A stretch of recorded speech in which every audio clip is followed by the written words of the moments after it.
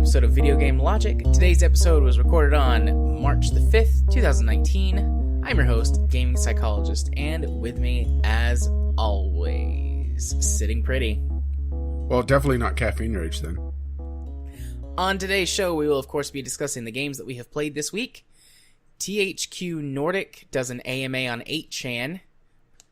Anthem joins our recurrent news cycle debacles with another issue. Devil May Cry 5 actually has an interesting deluxe edition. Dead or Alive 6 Season Pass is $93, and that's only the beginning. The Xbox Maverick console will be named the Xbox One S All Digital Edition. We'll have our weekly community corner with a brief discussion about game night once again, and if we get around to it this week, we will have a Steam Discovery queue. Timestamps will be in the show notes following their respective topics. Hello, Rage. Hello. How are you? Oh, well, not as tired as I was expecting because my day was cut short. Because, it turns out, the doctor could cancel on me. They can do that. We do that sometimes. We cancel on people that have appointments with us.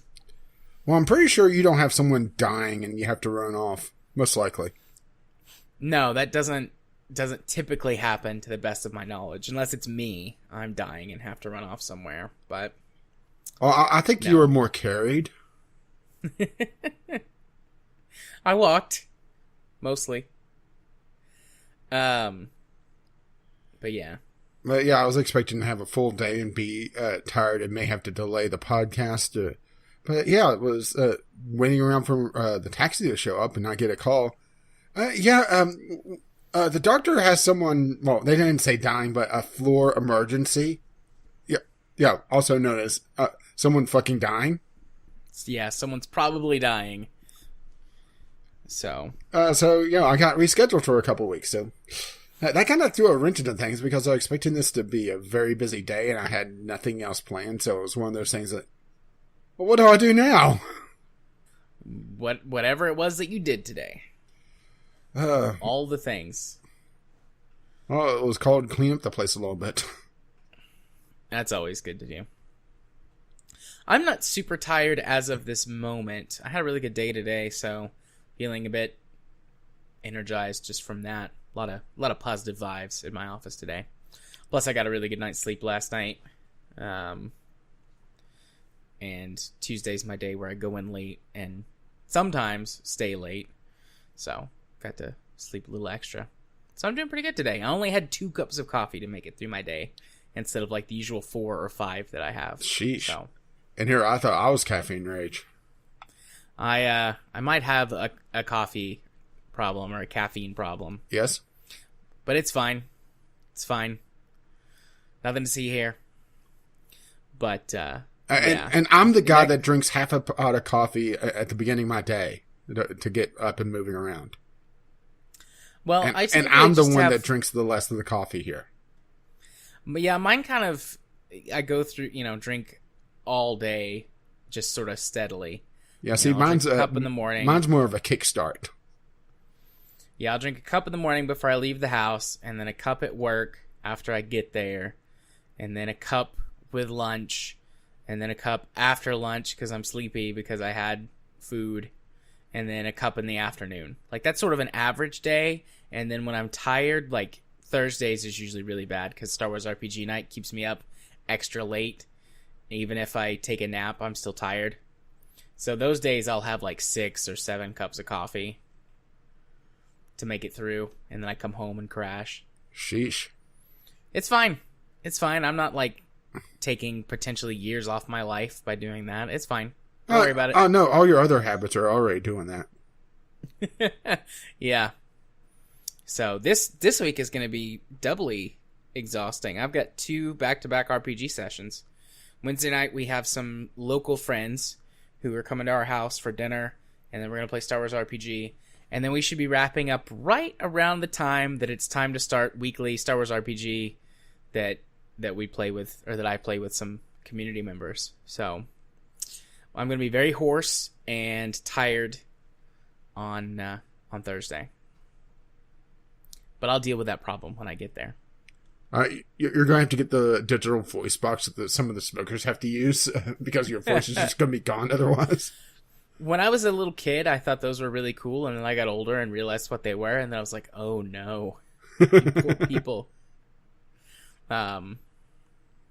Also, hello to any of the people who saw this Reddit post or the Reddit post I commented on earlier today and who wanted the link to the podcast. Welcome to your first episode. Post that. We're sorry. Which I didn't say anything about this to you earlier because I was just going to bring it up live. But I was just browsing on the gaming suggestions subreddit while I was eating lunch today. And there was someone who had posted asking for suggestions because he wanted to do a game club with his friend. And he was looking for games that, met sort of certain criteria. And I was like, hey, my podcast does a monthly game club and we have for years now. Here's just the entire list of every game we've ever played. And I put, like a asterisk beside the games that sort of met his criteria the best. But I was like, just here's everything. And there were, I don't know, half a dozen people who were like, this sounds interesting. What is your podcast? So, hello. So in other words, we're going to see one spike and then nothing else, right? Unless they share. Hey, if you enjoy it, share. Thanks. We love you. Yay, Reddit. I wasn't, the reason I didn't post a podcast initially, I wasn't just trying to advertise. I was just trying to be cool and be like, hey, I actually have this thing that you're looking for. Here's you a big list of games to go through and start on. I wonder if we'll get lynched for what we said about Shadow of the Colossus. I don't know. We'll see. They'd have to go back a little ways to find that episode, so maybe we'll be insulated for a while. Yeah, but we also backed it between two games that we absolutely loved, or we sandwiched it between two games. So, maybe we'll be safe. I have the game club list up on my screen right now, looking at it. Yeah, we don't really play a lot of really bad games, do we? Not really. There's been a few, and then we've had a couple like Shadow of the Colossus that we disliked that I think most people like. But also, I think a lot of it is also a little bit of nostalgia there. Yeah. Yeah. Genuinely bad games that have wound up on there. Not really any. I mean, objectively, we could throw a couple under the bus just because of some game design. Yeah. Like Divinity Dragon Commander. That was one that...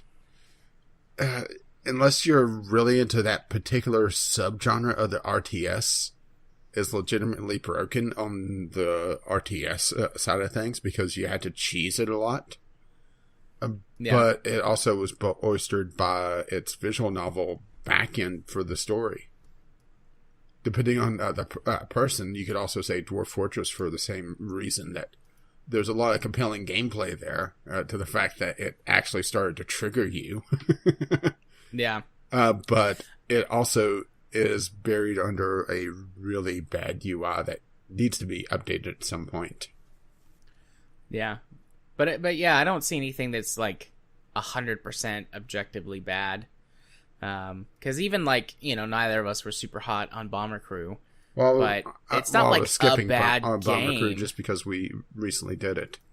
Yeah. But maybe that would be something to do one time. Try to pick out a game that is so bad it's good and do it for a game club.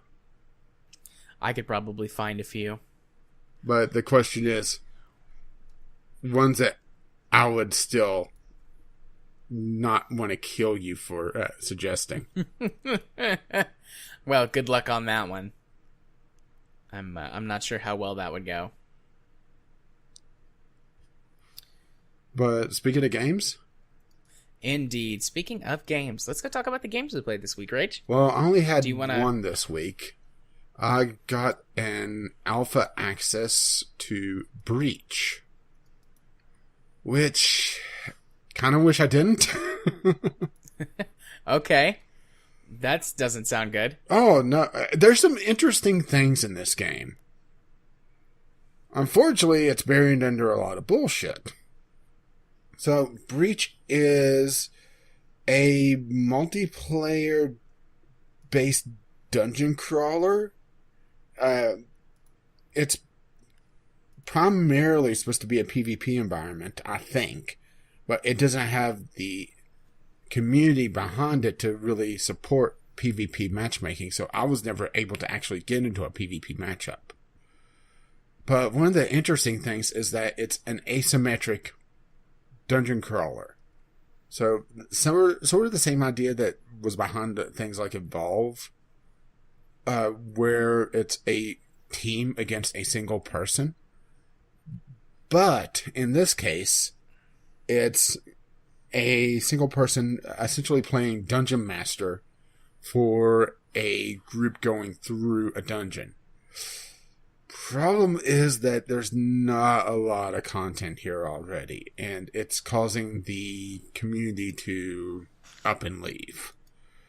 It shipped with 4 maps that each of them take 10 minutes tops to finish, and they're extremely repetitive. There's no reason to really go back to it unless you want to just get loot, which, yeah, that is kind of the point of a dungeon crawler, but there's no mixing up of things. But I'm kind of getting ahead of myself on this.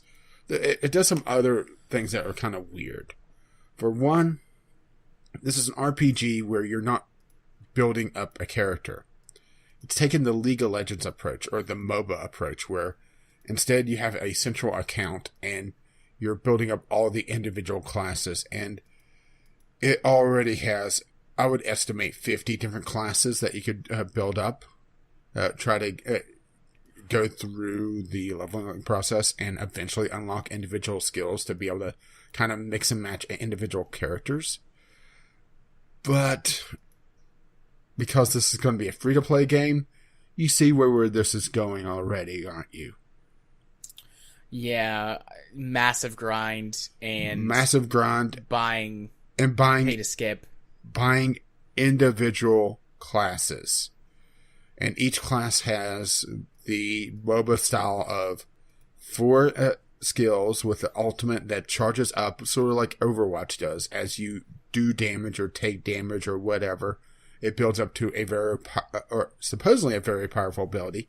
The starting classes, the ultimates are weak sauce, to say the least.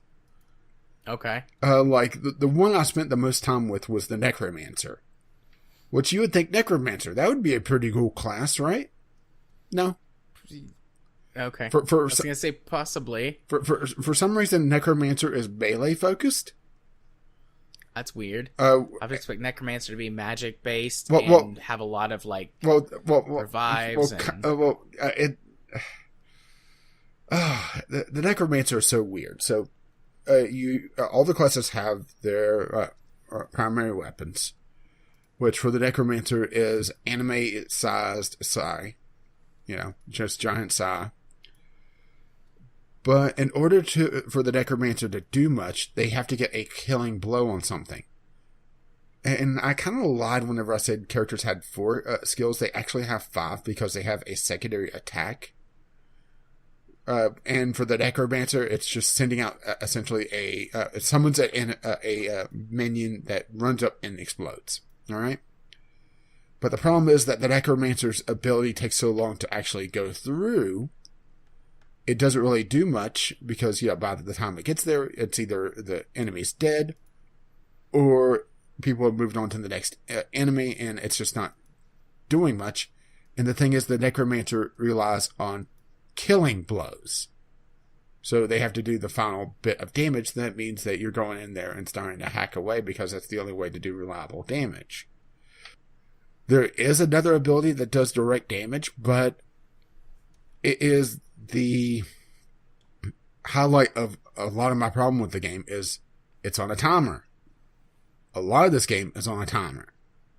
As in, individual portions of the dungeons, they're not really a dungeon crawl. It's more of a series of 4-on-1 encounters. So the map I did the most was the Egypt map. So you go in, and I'm going to screw up the order of this, but it doesn't really matter. So you go in, and the first encounter may be, you need to collect these relics and get them to a point. a sort of a one-sided capture the flag, while the AI or the other player, depending on what you're playing, either PvP or PvE, is trying to stop you. And it's always that encounter. And depending on if you complete the counter fast enough, or you get an ability point that you could put in one of three choices, like you could have it where your dodge, you get an extra charge on your dodge, because dodges take charges for some reason in this game.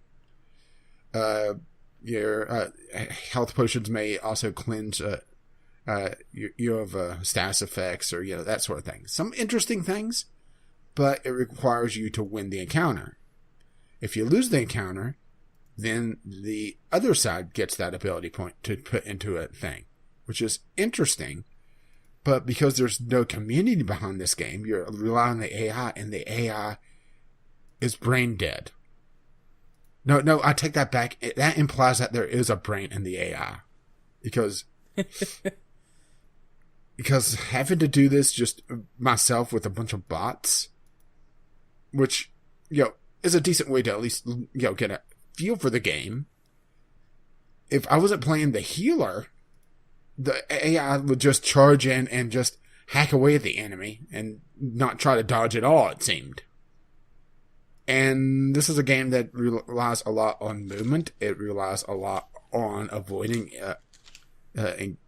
just massive damage soaks. And because the AI wasn't doing that, they were dying a lot. There is a revive mechanic, but it's pretty much your standard. Go up and dust them off, and they're get them back on their feet, and they're fine, right? Hold F to revive. Exactly. And also, for some reason, the frame rate would just go into 1/3 of what it was when it was out of combat. The particle engine for this game is highly inefficient, and of course, all the classes have very flashy moves. So there is a possibility of something interesting happening here, just because of the asymmetric nature of it.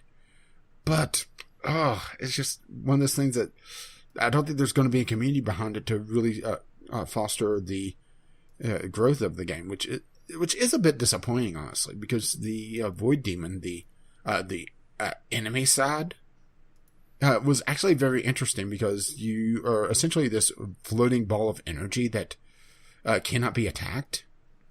But you have the ability to put down walls or put down spikes to try to freeze people or possess enemies. And whenever you're possessing something, you deal extra damage. So you try to single out someone. And all the individual enemies, it's sort of like Dungeon Keeper, where individual enemies or individual units also has their own special abilities. So if you get good with it, you can actually do some interesting things with it. But the thing is, you also hit the odd skill ceilings where if that actually was one of the reasons that Evolved had so much problems, was that it all relied on the monster. If the monster was very good, then it was going to be a very, very tough match to try to get any progression with, because they knew the map, they knew how to handle the monster. It was just going to be absolute devastation. But on the flip side, if they didn't know how to handle things, it was going to be a cakewalk. Well, the same thing is a problem here, where if the Void Demon is really good, they'll just wreck face. So I'm not sure how you'd really balance that, or even if you could balance that. But it's interesting. But the thing is that it's just, there's so little content. The combat is so weak. The grind is real already. I'm trying to think of just how many matches it would take for just one class. I'm willing to say 15 or 20, and that's with the booster that you get to start a new account. Essentially just trying to get you a couple of medium difficulty classes, because all the ones that you start off with are essentially the easy starter. Baby's first Demon Slayer. Right. I like that, Baby's First Demon Slayer.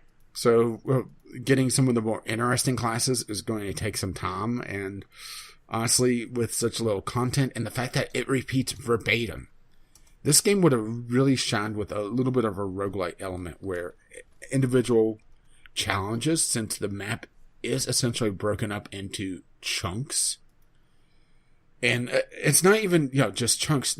You're sealed into individual rooms, and the challenge has to be met in the timer, or you fail. And the Void Demon gets at the point. Or if you succeed, then you're able to allocate a point. Then there's a timer to move forward. Oh, yeah. Everything is on timers in this game. It's really quite hilarious, actually. Individual abilities are on timers. The moving forward in the dungeon is on a timer. The individual encounters are on a timer.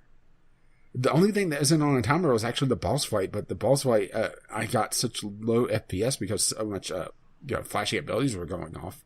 It was actually really, really difficult, not even counting the fact that my allies, and I use allies in massive sarcasm quotes, just would not dodge out of the way. So, I was having flashbacks to some of my worst WoW raids, No, dodge. No, don't go in the fire, you idiot. Ugh. And then the AI in Breach was also bad. Yep, you mentioned that. I would be interested in trying this out. I'm not gonna pay to get I got an alpha key for this. I would definitely not suggest paying to get in, especially at the $10 price point. The fact that there's only 4 dungeons right now, and the fact that they repeat, this is one of those games that is so deeply flawed that I think it's going to take a complete rework of some of the mechanics to be able to fix. But the base idea is also sound. It's just the combat is rather anemic. It's based around too much like it tries to be too much like Overwatch, actually. Even though there's definitely elements of the MOBA genre with how they handled the class selection, and just the roster, it just feels like that they were making a MOBA game and they got confused and made a dungeon crawler somehow. Yeah, it has an interesting world where essentially, back in ancient times, magic was sealed away and the world was kind of split off, where essentially all of the demonic races were sealed away. But something happened. But because they're tying all the story into these dungeons, I'm getting bits and pieces out of order. And, I'm saying they're having to do cliff notes, but then I realize I don't care, so I just say fuck it. Yeah, you describing this kind of reminds me of that Fable game that was canceled that was asymmetrical, and there was it was 4 players who played 4 different classes going into, the dungeon, and the 5th person was the boss who controlled the dungeon. Yeah, I mean, this has been done before. Dungeon Land was another example of this, where it was asymmetric.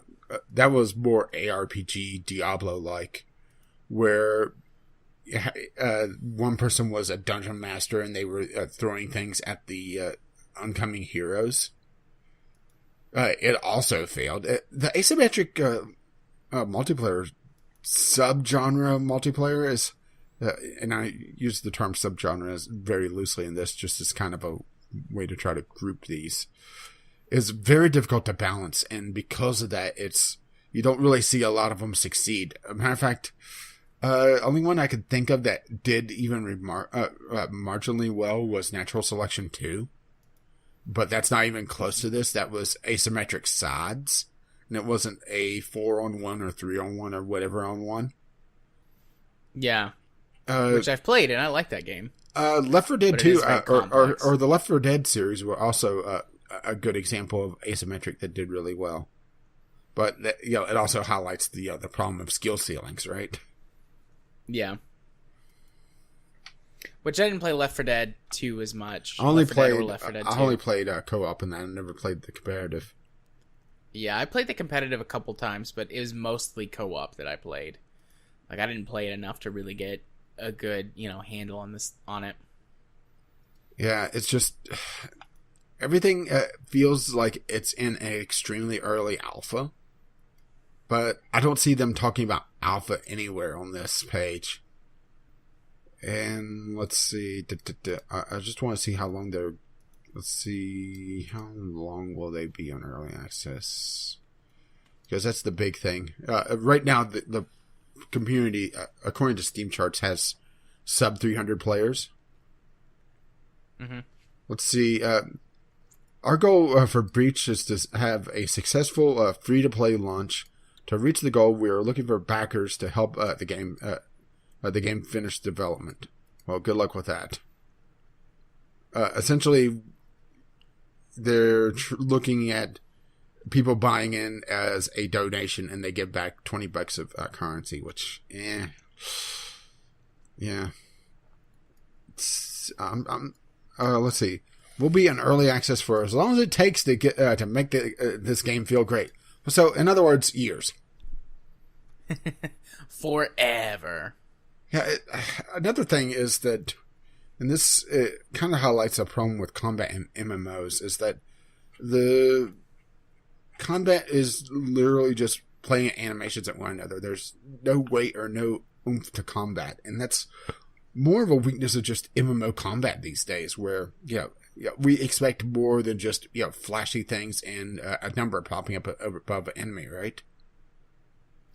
Yeah, although I do like those things, flashy things and numbers. Yeah, but maybe I'm a little bit spoiled by Warframe, where they have such solid sound design that you actually feel a weight to a lot of the weapons in that game. In this, there's just nothing. Spells outside of just the tanking the frame rate because they're inefficient, or at least inefficient on my system. Because I will say, it could just be my computer being a little bit on the ancient side, but there's also a lot of people complaining about the frame rate.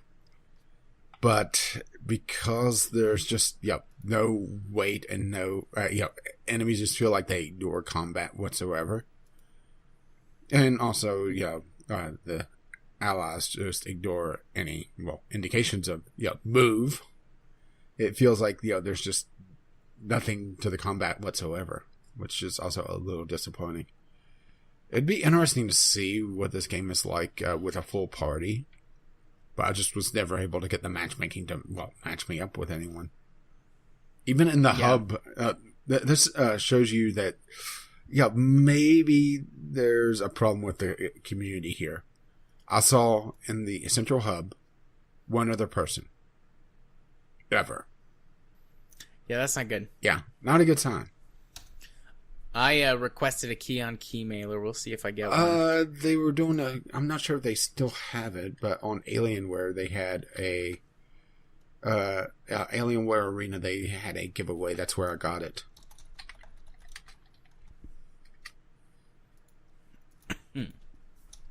Let's see. I'm quickly going over to check. Yeah, they still have 2,700 keys left. Sweet. You get a link? I would like one of them there links. Sorry, I just have a Zelda. Touche. There you go. I'll grab it. Maybe we can check it out this weekend or something. All right. Get key. Log in. Remember a password. Compelling content. Yeah, that's yeah. Current password. I don't know. 1, 2, 3, 4, 5. Oh wait, that's the password on my luggage. All right, let's try again. Get key. I am not a robot. Success. Just a Steam key, I presume. Yeah. Sweet. I will probably be cutting this out. I'm not even sure if this qualifies as good Franken content. All right. But in other words, at least on solo content, did not enjoy Breach. Even playing a healer, trying to keep the AI somewhat not dead. everything just turns into a clusterfuck. And it's all, pointing, aiming heals. So, you know how lovely that is, right? Extremely. There's not a targeting system for allies. It's just, pointing their general direction and use an ability.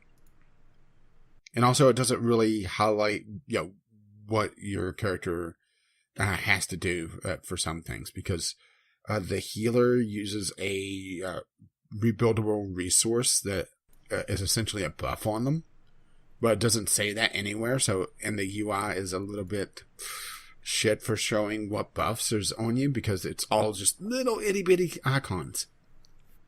So it was very difficult to figure out, okay, why is it not letting me heal and try to find it? And typically in these games, okay, in most MMOs, where are the buffs on your screen? They're underneath or beside, somewhere near your character icon. Yes, which would be where? Typically in the top left corner. Or top right. Yeah. This, the icons are in the bottom center, and they're extremely tiny. At least in the build I played.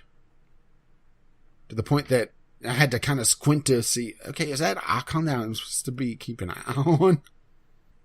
Especially for the healer, which uses a depletable resource that regenerates over time. Not fun. Not fun.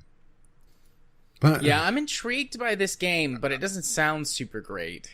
It's not great in its current form. That's what I'm saying, is that right now it's kind of shit. Especially since I'm looking at their roadmap here, which, they have one new map that just came out. In April to June, they have another new map that's due to come out. And then in July to September, they have another new map. So they're doing one map every 2 months. Not a great pace of content, honestly, with how short these maps are. And like I said, the grind is very real in this game. And of course it has, a premium currency. Well, yeah, of course. It has a split currency, so yeah. Wouldn't expect it any other way. Mm-hmm. Of course, right?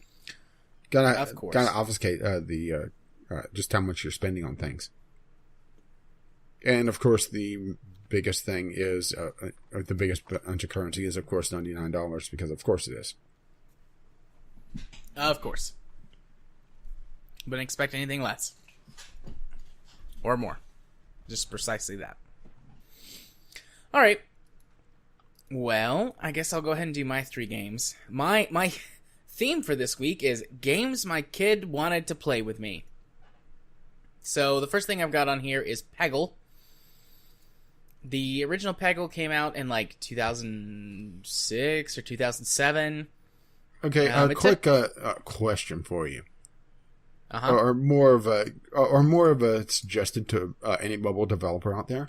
Why the hell is there not a big explosion of Peggle clones on mobile? That's a good question.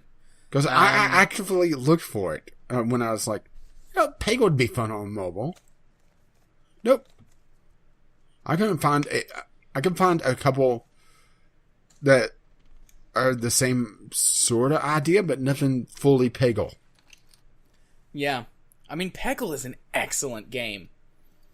It's fairly simple. There are different designs of these little, Peggle dot things you have to hit. That's Plinko from Price is Right.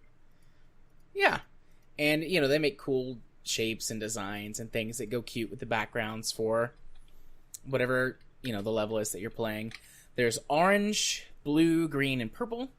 The orange ones, you have to clear out all of them in order to win the stage if you're playing by yourself. The green one activates whatever character you're using, their special ability. Purple are worth bonus points. And then the blue ones just give you, points as you hit them.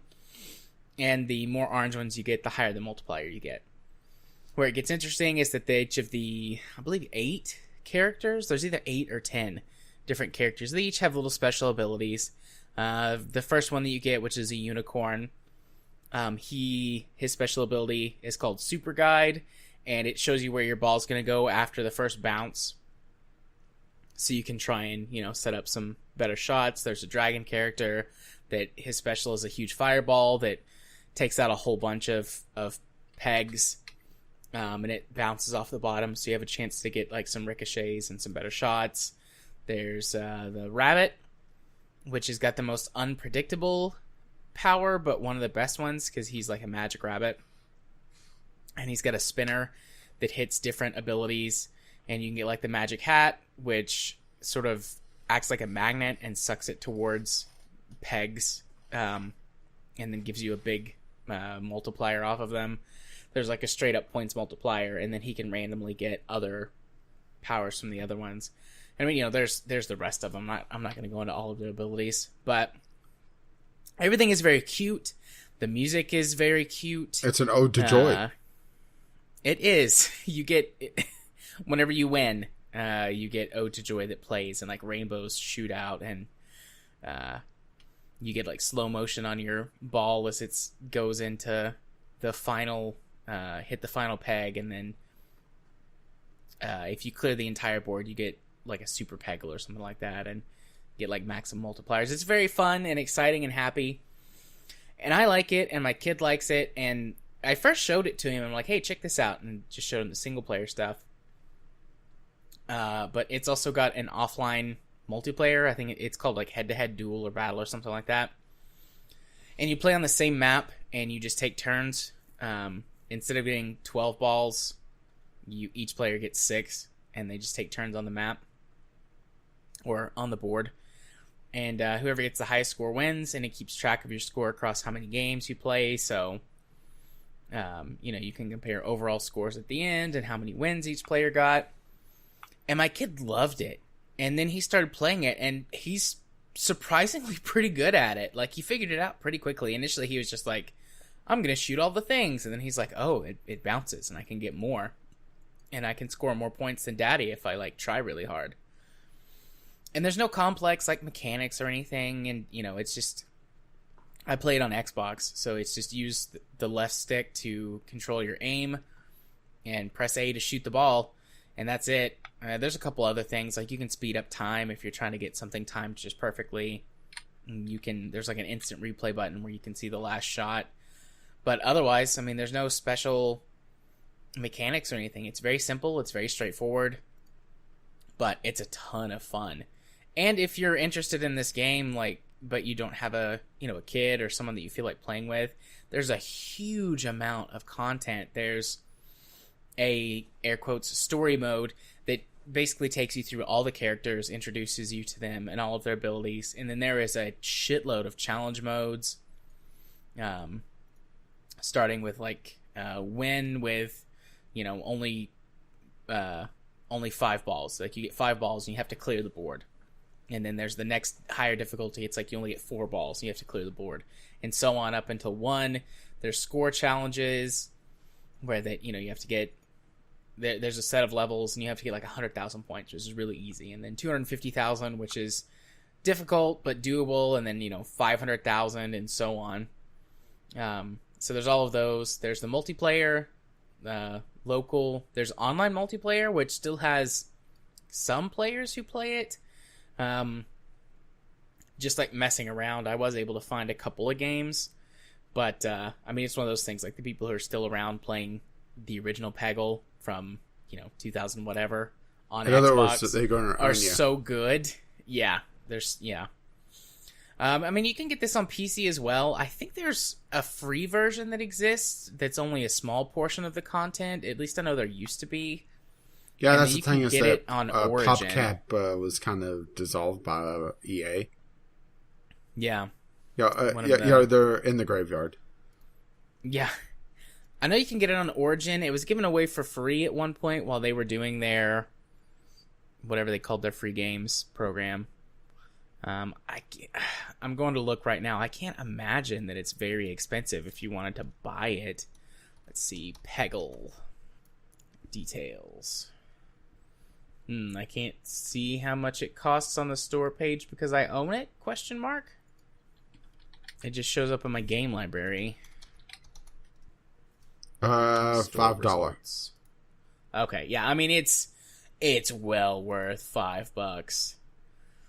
Easy. It's honestly like a game that I think would be worth like $20 or $25. Like, it's very simple, but it's very well crafted. There's a ton of content there, and it's loads of fun. Like, there's nothing really else to say about it. There's no complex story or anything like that. No complex mechanics. Just you. Yeah, but it's not a battle royale, so nobody cares. Yeah. Actually, it looks like it may just be $2.50. Shit, you buy that shit right now, everyone who's listening. You go buy Peggle for $2.50. It'll be the best $2.50 you've spent in a while. But yeah, I love that game. I love Peggle. It's great. My kid's gotten good enough that he can actually beat me sometimes, especially if I let him pick the characters, because he'll give me one of the bad ones and he'll pick one of the good ones, and that gives him enough of an edge that he can win, which is fine. I let him do it. You know, the stuff you do for your kids, right? But yeah, it's a lot of fun. Love Peggle. Good game.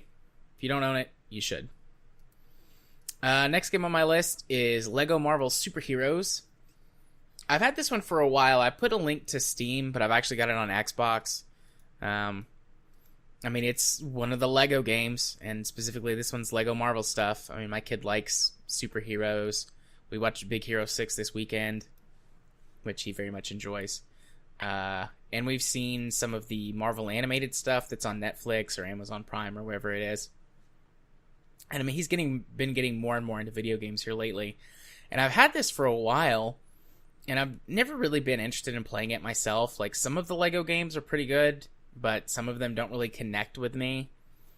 And just Lego Marvel didn't seem super interesting to me. But he found it, like, digging through the cabinet looking for something the other day, and he wanted to play it. So we got it out and loaded it up and waited for like 40 minutes for it to download like 17 updates and install them. We went and played Peggle while we waited for that, actually. And then we played, Lego Marvel Superheroes, which, I mean, it's a Lego game. If you've played any of the Lego games, you've basically played this. It goes through a huge roster of Marvel heroes and villains, each that have their own special abilities and powers, just like the other Lego games, Lego Star Wars, Lord of the Rings, Batman, etc., etc. There's a story that takes place within the Marvel Universe, and this is the greater Marvel Universe, so not just the Marvel Cinematic Universe. For fans of the comics, it takes place in the 616 universe, and it is its own unique story that has not been pulled from any comics, at least not that I'm aware of. We played it for a few hours, got through the first few levels, and then my kid kind of got bored with it. But again, this is something that's great for kids. Very simple mechanics, stuff that's very easy. It's a very forgiving game. Even the puzzle mechanics are very simple. My kid could work out what to do. Because, I mean, he's not played a ton of games, and his hands are obviously very small, so sometimes he struggles to hold the big Xbox controller, or big for him. But he got on pretty well with it, and I'm sure we're going to play it some more. I wonder if he would do better with a fight stick. With a what? A fighting stick. Again? Maybe. I don't know. He likes to use my flight stick, so he probably would. He gets how to use it, so. And he likes to just sit in here and play with my HOTAS. Like, if we're playing a game on any other game, like Train Mechanic Simulator or Transport Fever or whatever, he'll be like, "Can I sit in your lap and play with," he doesn't call it the HOTAS, but he's like, play with the throttle. That's what he calls it, is the throttle and joystick. I'd be like, sure. And he'll just sit there and he'll pretend to like drive or fly stuff. But I mean, we have played like Elite Dangerous, and he's used that before and things like that. So, I mean, he probably could do okay with a fight stick. He does fine with the Wiimotes, because they're, small enough to fit in his hands. But, I mean, there's not a ton to say about Lego Marvel Superheroes either. Like, all of my stuff is really short this week. It's a Lego game set in the Marvel Universe. It doesn't quite have the charm of some of the older Lego games, and the problem is that they added voices to them. The Lego games were much better when the Lego characters just kind of mimed and grunted. but everyone's fully voiced. If you've seen any of the Marvel animated stuff, you'll recognize immediately at least some of the voice actors. We obviously don't have all the characters unlocked, but I recognize some of them from Marvel animated stuff. So it's fine if you like the Lego games and you like Marvel, and or you have kids that play games at your house, be it your own or just like nieces and nephews or whatever. It's not a bad game. It's pretty clean from what I could see. Nothing that made me feel like maybe my kid shouldn't be seeing this. So I guess that's a ringing it's okay endorsement. And then last game on my list, Factorio. I put the specific version that I'm playing with if anyone's interested. But not a ton to say about this either. Obviously, I've talked about Factorio a million times on the podcast before, and maybe someday I'll go, if we ever decide to do it for Game Club, or if it ever comes out of early access, discuss the final version in some depth. But also, another game my kid has really gotten into, the draw for him was he walked in the other day when I was playing, and I was setting up a train network in my playthrough that I've been on. And he was like, "Ooh, a new train game." And I was like, "Well, not exactly. There's trains in this game." And he pulled up his chair, because he has a chair that's just for him in my office. And he sat down and he started talking to me about the game. And he's like, "Well, if it's not a train game, then what are the trains? Why are there trains? What do you do?" And so I walked him around and showed him my factory. And then there was an alien attack on one of my walls, so I went over to check that out and defend it. And he's like, "Ooh, there's aliens. Can you fight the aliens?" I'm like, "Yeah." Boy, he's turning into a little Republican. He was like, "Can you drive a train over the aliens?" And I was like, "Yeah, although that would be pretty difficult to set up on purpose." And he was like, "I want to drive a train over the aliens." So we spent the next 2 hours setting up a railway network that went out to where a whole bunch of alien spawners were, and driving around in circles to run over aliens. And one of the things, I don't know exactly what version it came in, because the last time I played before this was version 15 point something that did not have artillery, but there's now artillery pieces, and you get fixed artillery, and you can also get artillery wagons for your trains, so you can create battle trains now. So we drove around with an artillery wagon on a train and shot up aliens, and then also ran them over. And that turned into him just being really interested.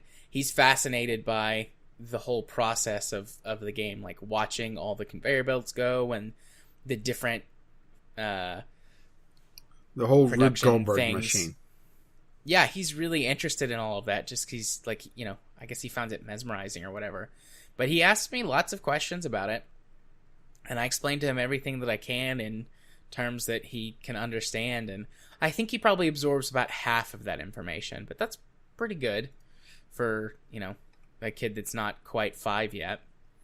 But we've had a lot of fun with it, and it's just something that we can sit here and he'll talk to me about stuff and beyond just the game. And it's really just been a bonding vehicle for us. And every once in a while he'll get kind of bored and he'll be like, "Okay, Daddy, let's go fight some aliens, or let's build a new train that goes somewhere." I'm like, "All right, we'll do that." So then we'll go and we'll fight aliens or build a train. It has it has thoroughly derailed my game progress, but that's fine. I don't care. I'm having a good time with my kid, so I'll get those rockets up eventually. But like I said, I'm not really going to go too in depth onto anything. I've talked about Factorio many times before. But I mean, that's it. That's all 3 games that I played this week. Just nothing super interesting or amazing. Peggle, definitely the better between Peggle and Lego Marvel Superheroes. And then Factorio, just because it's something my kid has become fascinated with. Just that experience being something I get to talk about and share as a dad makes me happy. So this is my platform to do that, and I'm going to do it, damn it. So, but yeah, I mean, that's it for me this week. So, yay. Those have been the games we've played. Maybe we weren't too far off in time. Nope. Not at all. Do you I think always I'm ask all right. if you need a break? Okay. Then we will move on to the news. And our first news topic, THQ Nordic does an AMA on 8chan. So it turns out there's an 8chan. Yep. So 8chan is the place where people go who think 4chan is just too Prudish. PC. Yeah. Which, for anyone that knows 4chan, is damn. Yeah. But 8chan has had, it's been, let's see, what's the right verbiage on this? Google has delisted it from their search engine. Is that the right verbiage? Because of child pornography stuff being there? I would call quarantine at this point. Fair enough. I mean, Yeah, in the place... defense of THQ, I did not know about 8chan. Did you know about 8chan? I did not. But in the condemnation of THQ, it's kind of your job of knowing what you're getting into when you're doing an AMA. Yeah. This is not good any way you slice it. Because, I mean, basically the two ways you can look at this is they didn't realize what it was, which implies gross incompetence and negligence, or they did know, and they did this as a stunt on purpose, which is its own set of grossness. But instead of, like, that feels malicious. Like, we're gonna approach this place on purpose, specifically to create a controversy, which we can use for publicity. Mm-hmm. And, I mean, that follows the old adage of there's no such thing as bad publicity, but I don't personally subscribe to that theory, and I don't think a lot of people in this sort of modern world do. Definitely the millennials are ruining advertising because they don't like, that's something that they don't like is negative publicity. So from that side, that might be a little bit complicated depending on how you subscribe to PR, what theory you subscribe to for PR. But either way you cut it, like, they did it on purpose to create controversy, which is infuriating, or they were grossly incompetent and didn't do their jobs. Yeah, and it's just mind-boggling that it got to this point on either way, because, yeah, who would have thought that, going to a place where, Google says, okay, that's a bit much, considering some of the things Google allows on their search engine. Yeah, there's lots of stuff you can find there that I'm like, I'm not sure that, I don't know about this. Yeah. It's just mind-boggling that this even got to the point where, they went along with it. Considering that when they announced it on Twitter just beforehand, people were saying, maybe you don't want to go there. It's a nasty place. Let's not go there. But they went ahead anyway. And they were being asked by some rather despicable things that I don't want to repeat. Yeah. I mean, come on. This is a place that that considers 4chan too much of a prude. So, yeah. It's just mind-boggling. Let's just put it that way. Yeah, so the marketing director who set this up for THQ, his name was Philip Brock, and I had a quote here. Where is it? Well, I wonder if he had to update his LinkedIn account to former THQ. I don't think so. I don't think anything happened to him yet, unless something like just happened. But let's see. Here it is. So he said, he's quoted as saying in this article, "I personally agreed to this AMA without doing my proper due diligence to understand the history and controversy of the site. I do not condone child pornography, white supremacy, or racism in any shape or form." Well, there's something that you don't expect to see from a head of public relations, huh? Yeah.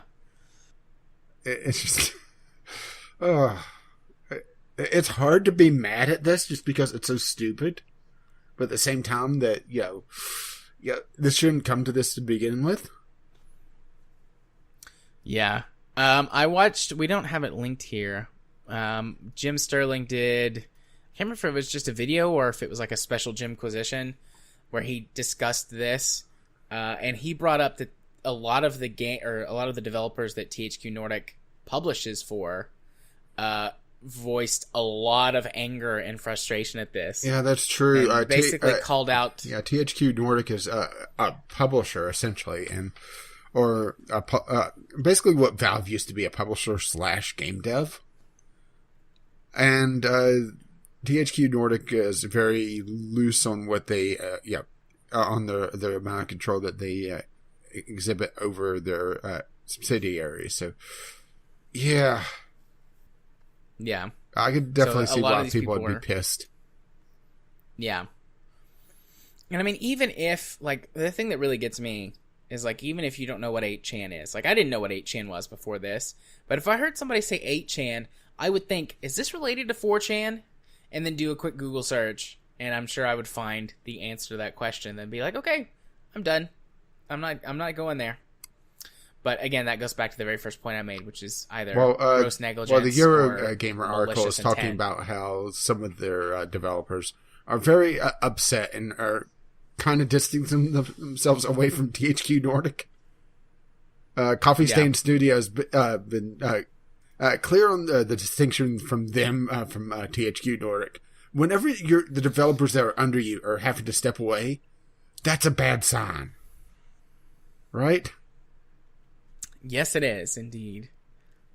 Because even EA and Activision don't really get that. But THQ Nordic has. Bethesda doesn't get that. But THQ Nordic has. Because they're dumb. Big old dummies.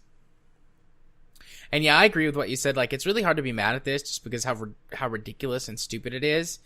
But at the same time, it is extremely frustrating. Mm-hmm. Like, just another thing where you can go, well, welcome to the modern AAA gaming space.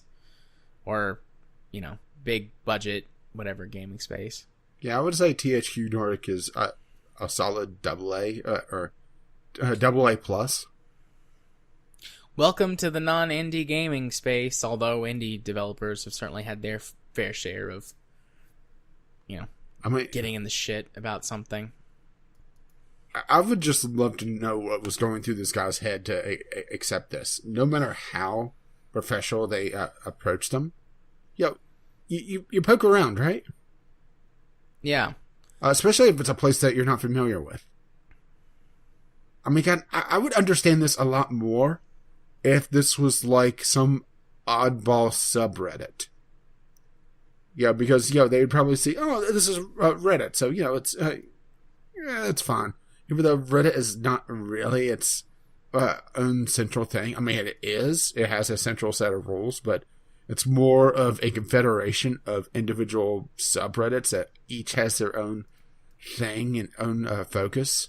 So I could see a lot easier them getting trapped by some sort of oddball subreddit that may not be what it appears at first, but 8chan? Yeah. And the fact that people are upset for them apologizing for this AMA in the first place and trying to distance themselves from this mistake by saying that, oh, well, it's your free speech. Well, you shouldn't have to apologize. The freedom of speech does not condone you being an asshole. And apologizing for a mistake is not saying that you're against free speech. At least in my opinion. No, I agree with you on that. But that's also, some people going the whole social justice warrior or anti-social justice warrior, depending on what side of the things you're going on, and that gets in its own messy place where people that are against SJWs think that they have to be assholes to do so, and that causes the other side to react even stronger. Then it's a back and forth, and I'm just sitting here in the middle thinking both sides are stupid. Indeed. The thing I constantly point out to people is it's like, just because, at least, in the United States and in some other places that have, some sort of law or something that guarantees or protects free speech, like, freedom from speech doesn't mean freedom from consequence.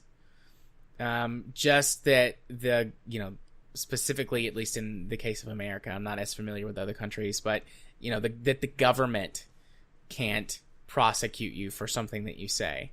But you're in a public space where other people have both their freedom of speech and the ability to tune you out, shut you down, throw you out. Well, the classic example is shouting fire in a crowded theater. Yes, you have the freedom to do so, but you also are going to suffer the consequences. Yeah.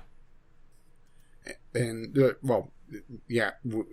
country has libel and slander laws as well at least in theory, to protect against untrue speech. But, that's starting to get a little bit political right now.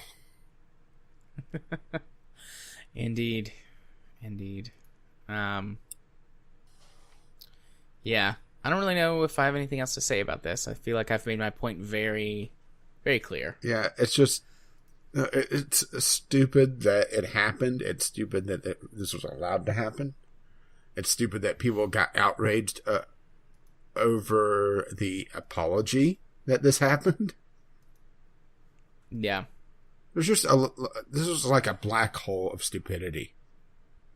So shall we move on to another black hole of stupidity? I am right on my topic list this time around. Indeed. So the next topic on the topic list, Anthem joins our recurrent news cycle debacle with another issue. With this issue being that it is bricking PS4 consoles. I like the Jim Sterling lots of crashes. Title for this. Not even PlayStations want to play Anthem.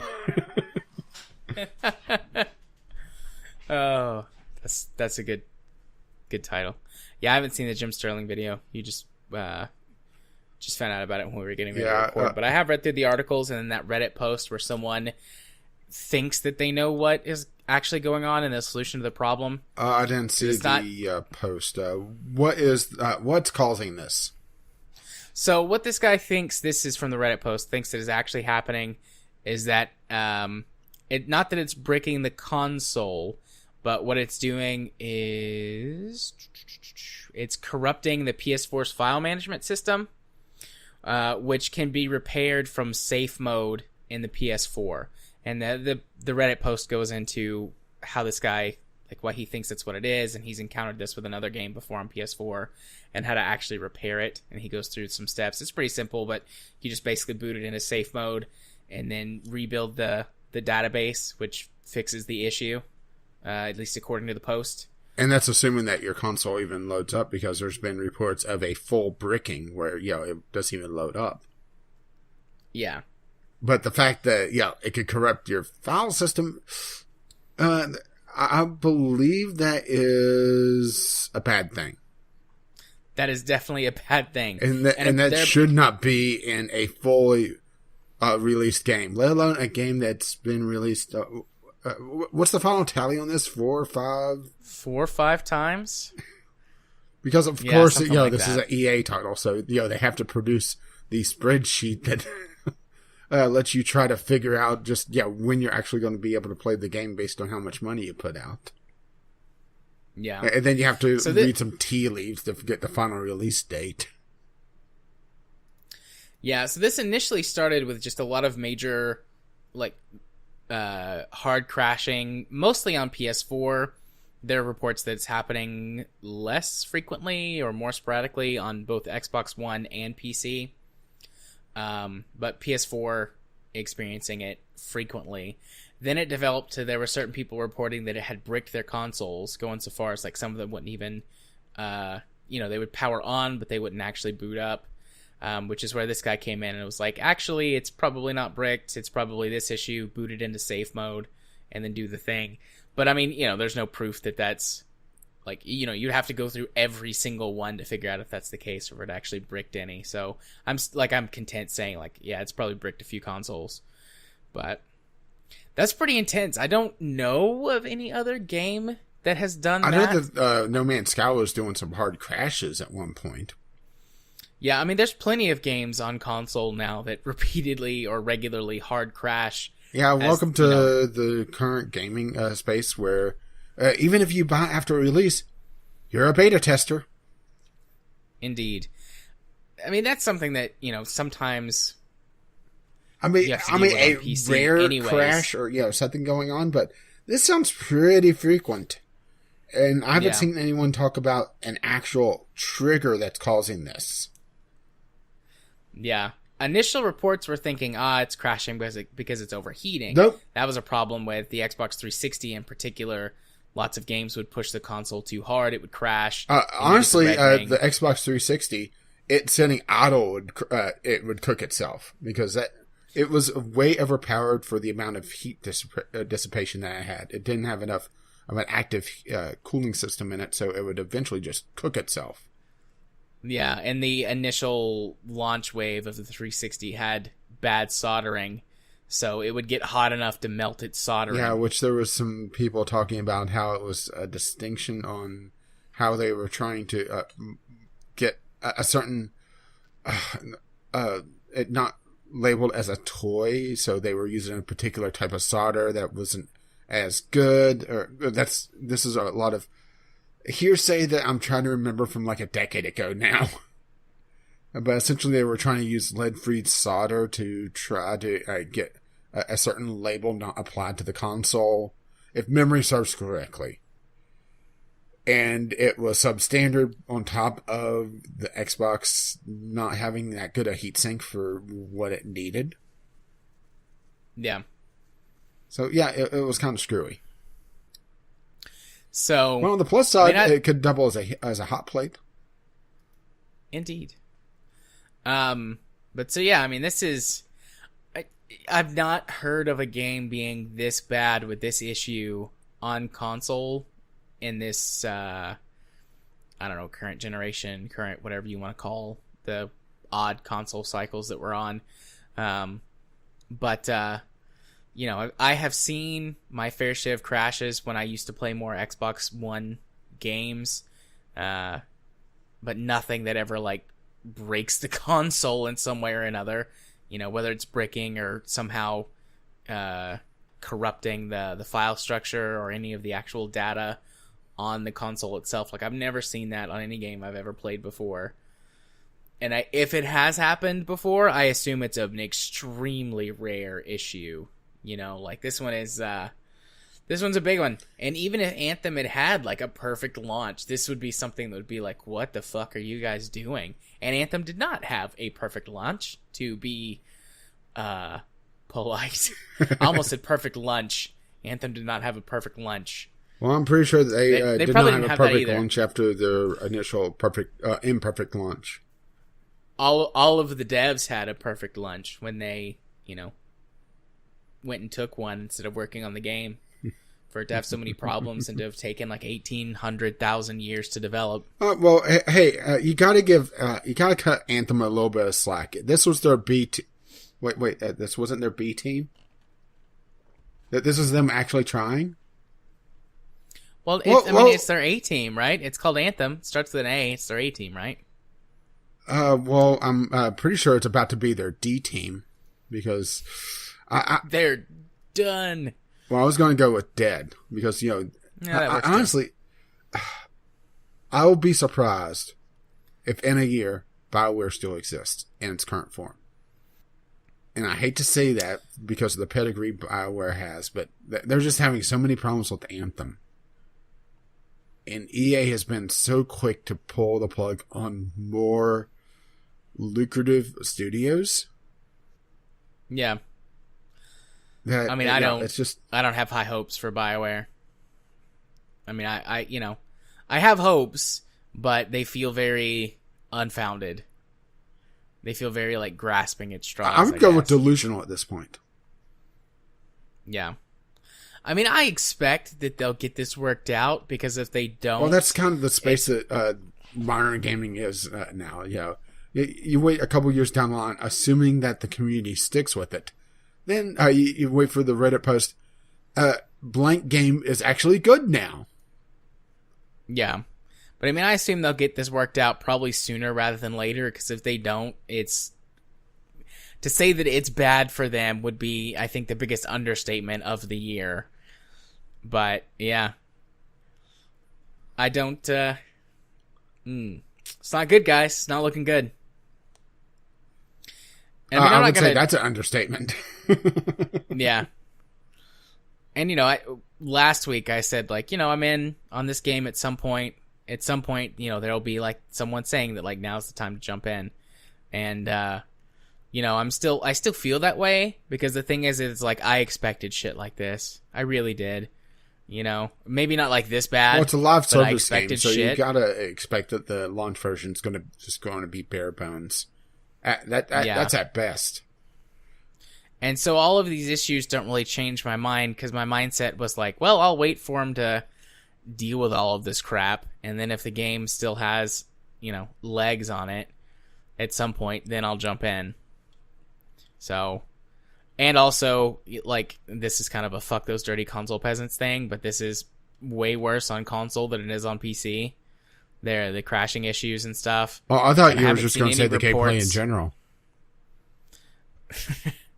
And I haven't seen any reports about it doing, like, extra bad things to the PC players yet. And I assume that they would be bitching even more, just, based on the sort of reputation of PC gamers versus console gamers. So, what, you're saying PC gamers don't put up with shit? Yeah, something like that. So, still in that holding pattern. I'll get there eventually. Or the game will die, and then it won't matter.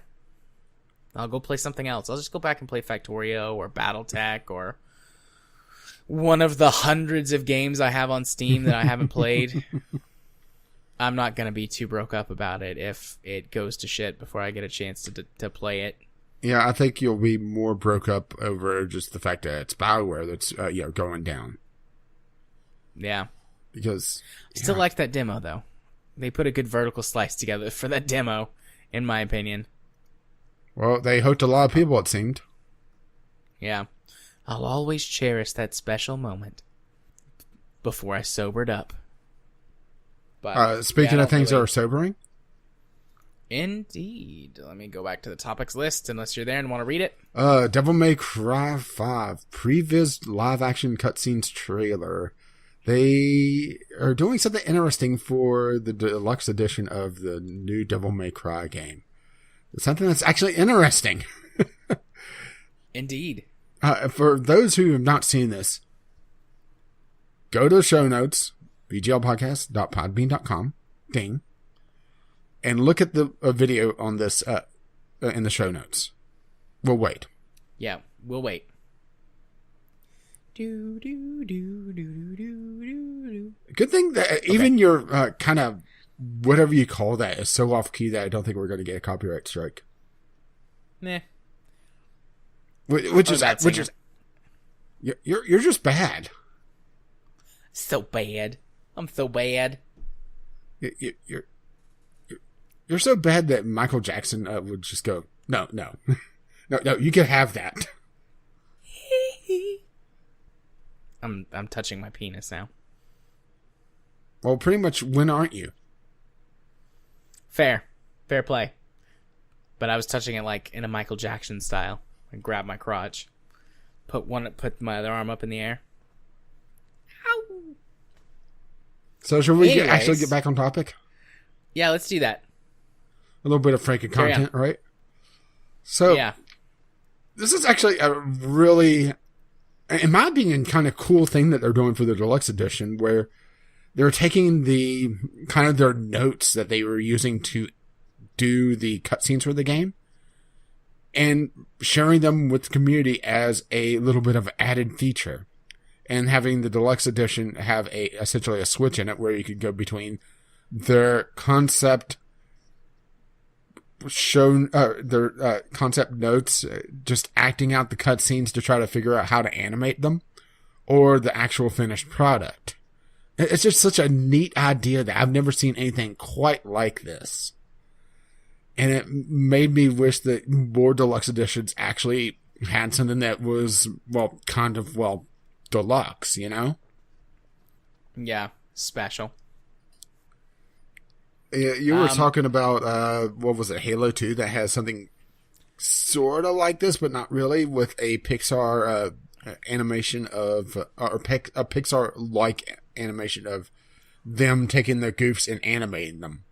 I can't remember if it was Halo 2 or Halo 3 on the special edition bonus disc. There were outtakes from the voice acting, or God damn it, the voice recording sessions, and they animated those and stuck them on the bonus disc. Yeah, which is why I call it Pixar-like, because Pixar does the same thing where they'll take just goofs, but they'll also intentionally do kind of just gags in their credits and animate those. So, yeah, that's why I called it that. So, it's kind of the same idea, but not really, because this is them taking what their notes are and sharing them. And it got me thinking, what would we actually like to see in a deluxe edition that isn't normally offered? And I kind of want to go back to what Valve used to do with the full voice commentary. It's not something I want to see just in the deluxe edition, but if it had to be, fine. Do full voice commentary, or even better. And I'm blanking on the full motion game that had it. It was a Sega CD game where there was an option to have them essentially make fun of the entire game, a la Mystery Science Theater. I'd love to see something like that, but that also, that requires, I think, a little bit more jokey nature of their own content that I don't think a lot of major developers would want to do that. I think Devolver Digital would definitely be on board, though. Yeah. Well, it takes more than that, too. It takes the right sense of humor and the right presence to be able to pull that off anyways. And the right performance as well. But just commentary in general. Or something else I'd like to see is a recording of the voice actors doing their lines. Because a lot of times they are more of a performance, and they're trying to put more of their character into their actions as well, to giving the animators an idea of what to do whenever they're doing it for a motion picture. And I would imagine it would be sort of the same for a video game. So I would like to see something like that. It doesn't have to be the full voice session, but kind of the highlights. Yeah, I've enjoyed those on like DVD special feature discs back when those used to be packed with good special features and not just trailers for other shit in like 3-minute segments. Oh, don't forget the trailers before you actually get to the main menu to watch the movie. Yeah. Woo. Never click Fast Play. Fast Play gives you those unskippable trailers. I've learned that from all these stupid Disney DVDs from my kid. Never press Fast Play. Always just hit main menu. You can skip 5 minutes of bullshit. Fast Play is so slow. Fast Play is too slow? What about ludicrous play? The only thing Fast Play is good for is if you want to start the movie for your kid and just walk away. Just hit Fast Play. Yeah, but then they're selling you selling your kid a bunch of stuff. Yeah. I want to see all these movies, Daddy. No, not gonna buy those. But anyways, yeah. I like to see more making of stuff. Sort of like how the no-clip documentaries are. Yeah, I'd love to see more of that included in special editions of games. I've always been fascinated with that stuff.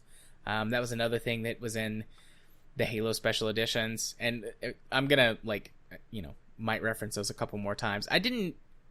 I rarely bought special editions of games. I've always kind of been this way. Like, I don't give a shit about. Yeah, same here. About that. I think the last special edition I got was actually Oblivion, and that was on sale at the time. Oh my god, I loved because they had like 2 DVDs. Yeah, I don't. In the special edition I don't recall what's making of the game. I don't really remember much on the DVDs.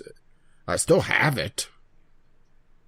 Yeah, I don't, because I had the special edition for Xbox 360, and it's just, I don't know if it got lost or if I sold it when I transitioned to PC gaming or what, but I don't have that anymore, and it makes me sad. Because there was, I think it had 4 DVDs. I think there were 2 special features ones, and the game, and maybe one of them was the soundtrack and not the DVD. Yeah, I do remember that one guy talking about, I really like the Undead, so I use them everywhere. Fuck you. Um, But I do have the But I coin love still that sitting on my stuff. desk. I was waiting for you to tap it. Oh, that requires me to move my phone because it's sitting behind my phone stand. Fair enough. But yeah, I get the septum coin. Mhm. But I love making of stuff. I just like to get into the nitty gritty. You know, the process. What goes into the creative process for this stuff. And I like I said, I've always been that way. I've Even enjoyed if watching they people do talked about special some of features for years the and- cut stuff as well. Yeah. Especially on more like puzzle-oriented games or stuff like that, because that's one thing I really found interesting in the Portal commentary was them talking about how, well, we originally had this idea for the gels or this idea for the vacuum tubes actually didn't really do a lot. And they were talking about why they didn't do that, because it wasn't compelling gameplay. It was too linear. So they ended up cutting a lot of the content that they actually showed in some of the trailers. And I just found it fascinating about them being honest about what's going on. But that also requires a level of transparency that you don't really see a lot anymore. Yeah. So that may also be a bit of a monkey wrench in this sort of thing, where a lot of this requires a lot of transparency, a lot of sharing a lot of stuff that some of these developers, they may not want to share, because some of it may be stuff that's worked into other games. It may be something for the sequel. It may just the people behind the scenes may not just want to be part of that, because that also these guys have to know that this video looks stupid and silly, but be comfortable enough that they're willing to put themselves out there, because that there's going to be all sorts of memes, all sorts of jokes made from this video, or from these cutscenes, I should say, because it's not an individual video. It's all the cutscenes in the game, all the setup, all the blocking essentially of it. And some of it is just so goofy, of a van attached to a stick and it's spinning around. And it's almost childlike. You're just imagining all of them making the rocket noises and everything as they're doing it. And it requires being very comfortable about releasing that sort of thing. And I think that's going to be something that holds back a lot of possibly interesting content to be away from a Deluxe Edition.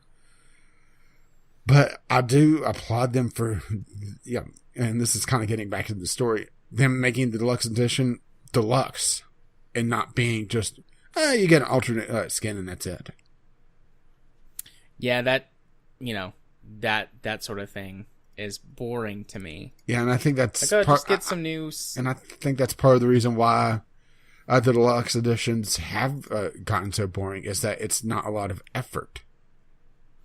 Yeah, typically it's just like some extra skins, maybe the soundtrack, some background images, stuff like that. And I mean, soundtracks are nice, but that's just become like a thing that every indie game and lots of, double and maybe even some AAA releases do.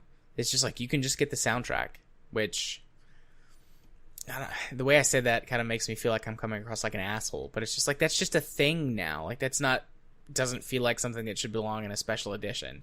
Mm-hmm. Or as like one of the special features or whatever. Or if it's not just in the special edition, have a partial soundtrack as the base game and the full soundtrack as the deluxe. Yeah. Because, getting into the next thing, since we're talking about the deluxe editions and what we expect in them, Dead or Alive is kind of doing the opposite of this, and their season pass is $93, and that's just the beginning. Yeah, you heard that right. And I should clarify on this before we get going. This is in US dollars. All right, 93 US. Yeah. Just letting that kind of sink in. The deluxe edition for them is, what did I say? What, it was 70 something?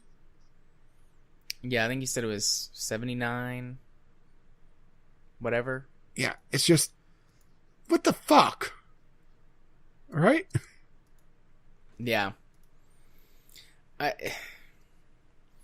When did we see this trend really start? Like, I know season passes have been a thing for a little bit. But was it Battlefront, Star Wars Battlefront, the EA, re-release in 2015 or whatever, that had the season pass that was like $60? Oh, well, the one I remember is Fallout 4 actually upping the price. But that wasn't the first one that was, that price point. It was that they kind of realized, oh, we could get away with this.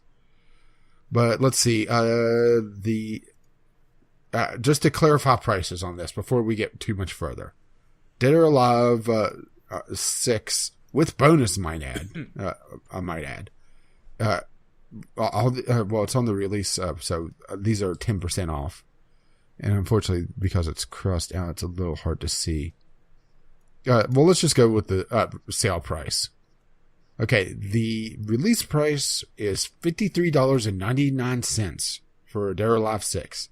The digital deluxe edition with bonus is $71.99. Normal price is right at $80. The season pass is $92.99, so $93. First of all, kind of odd price, isn't it? I was going to say that seems kind of odd and arbitrary anyways, like $93. Like, why not just pick 95 or, hell, $99.95? Like, if we're going there, why not go all the way? Why leave it at a weird $93? Yeah, it's just, it makes me wonder if there's if, like in Japan, it's a nice even number, and they're just doing a direct conversion of the price. Maybe.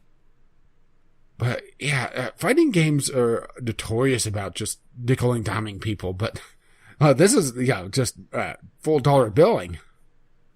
$100 billing. Oh well, almost. And the thing is that you don't get a lot in this. Here's what you get, all right? You get a wrestling costume for one character, a techromancer gear for another character. That's the bonus content. So I think that's on everyone?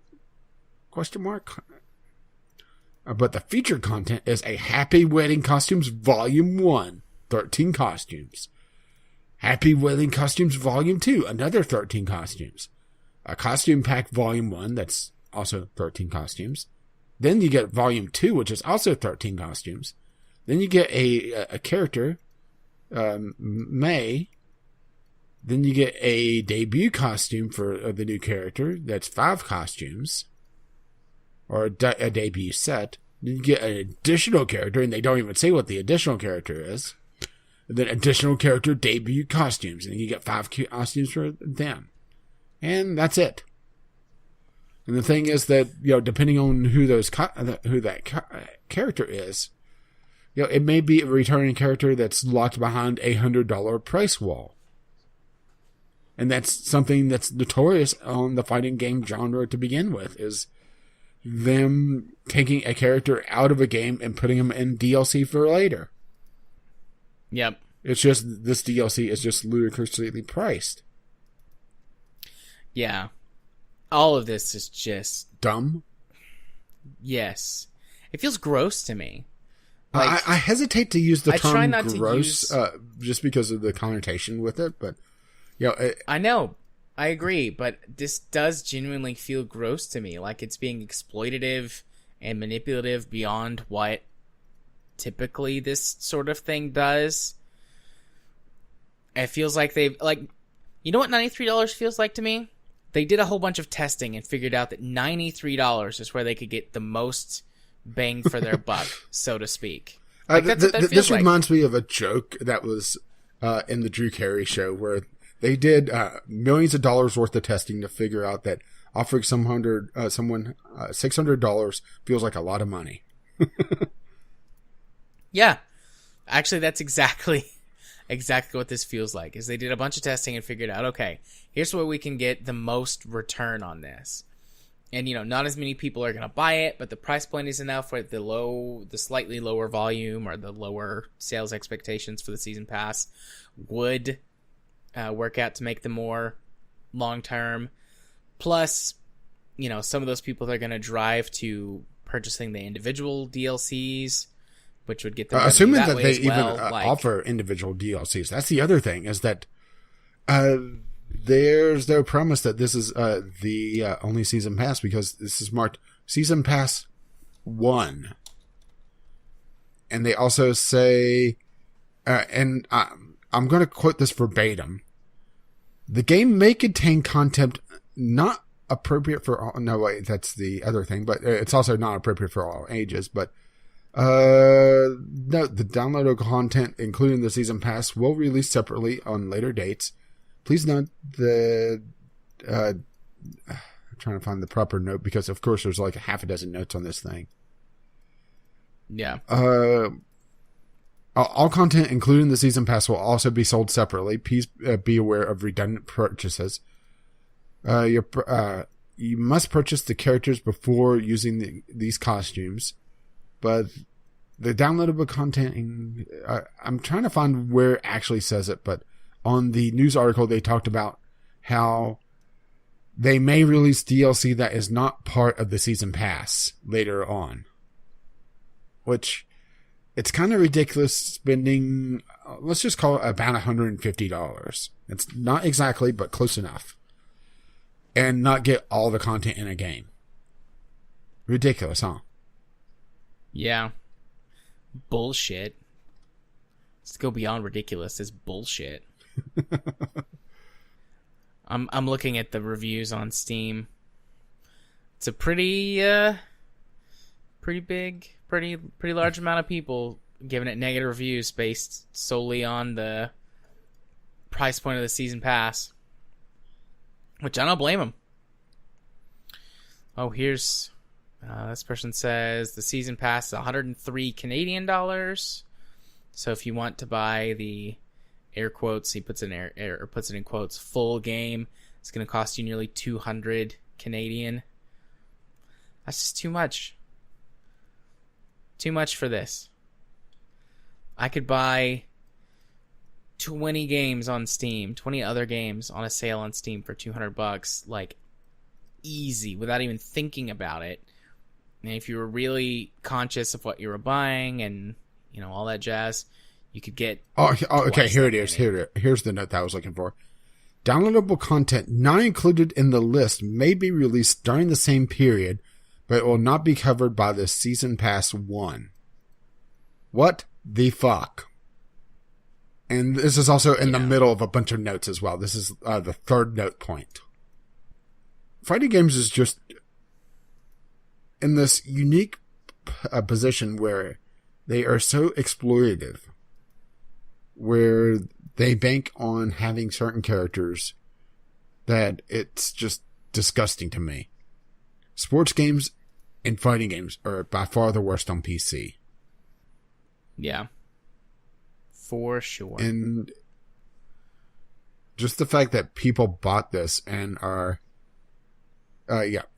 actually positively reviewing it, even as a meme, is just mind-boggling. Yeah. And I'm sure there are people who genuinely like the game because they really like the series, or they just really like fighting games in general. But I couldn't imagine giving this a positive review based on the business practices alone. Yeah, but remember that we are the outliers in this. We are not the mainstream audience anymore. We're the enthusiast level. This is very true. Very true. And also, we're a lot older than the main demographic these days. Yeah, which is weird because I'm not, even though I say I'm old all the time, I'm not actually old yet. But no, you just had the decrepit part. My body is broken. So, because they're focused on younger, players that are more willing to part with their money, that haven't learned the value of $1, or I guess the value of $100 these days, especially with this game. I think there's also that kind of, I just thought of something. This is the old Steve Martin joke of him talking about, I could just sell one ticket for $1 million and be set, essentially. Yeah. Oh, money. The value of money. Or that's a topic I'm not going to wander off into. Or lack thereof these days. For many reasons. Yeah. I'm not going to go there. Well, are you threatening to go political now? No, I'm not threatening. I'm going to back away from the political edge. What, you don't want to talk about the fast food buffet again? Nope. I'm good. Instead, I want to go talk about Xbox. Specifically, the Xbox Maverick console, as it's will be named the Xbox One S All Digital Edition. So this is interesting. With this is kind of, well, not kind of. This is how PC gaming has basically gone. It's almost 100% purely digital. And we've had sort of these little snippets of conversation before about the console space becoming more digital, trend for digital sales to go up while physical sales are going down. And at some point, I just sort of, kind of casually expected, at some point console gaming is going to be 100% digital. It'll get there eventually. And I wasn't expecting anyone to put this sort of product out there. Mind you, this is rumored right now. This isn't 100% as far as I can tell. Yeah, that's fair. But honestly, it's not that surprising, especially in the mid portion of a console cycle. Because a lot of the price of a console is tied up in the optical drive and everything that's required to run it.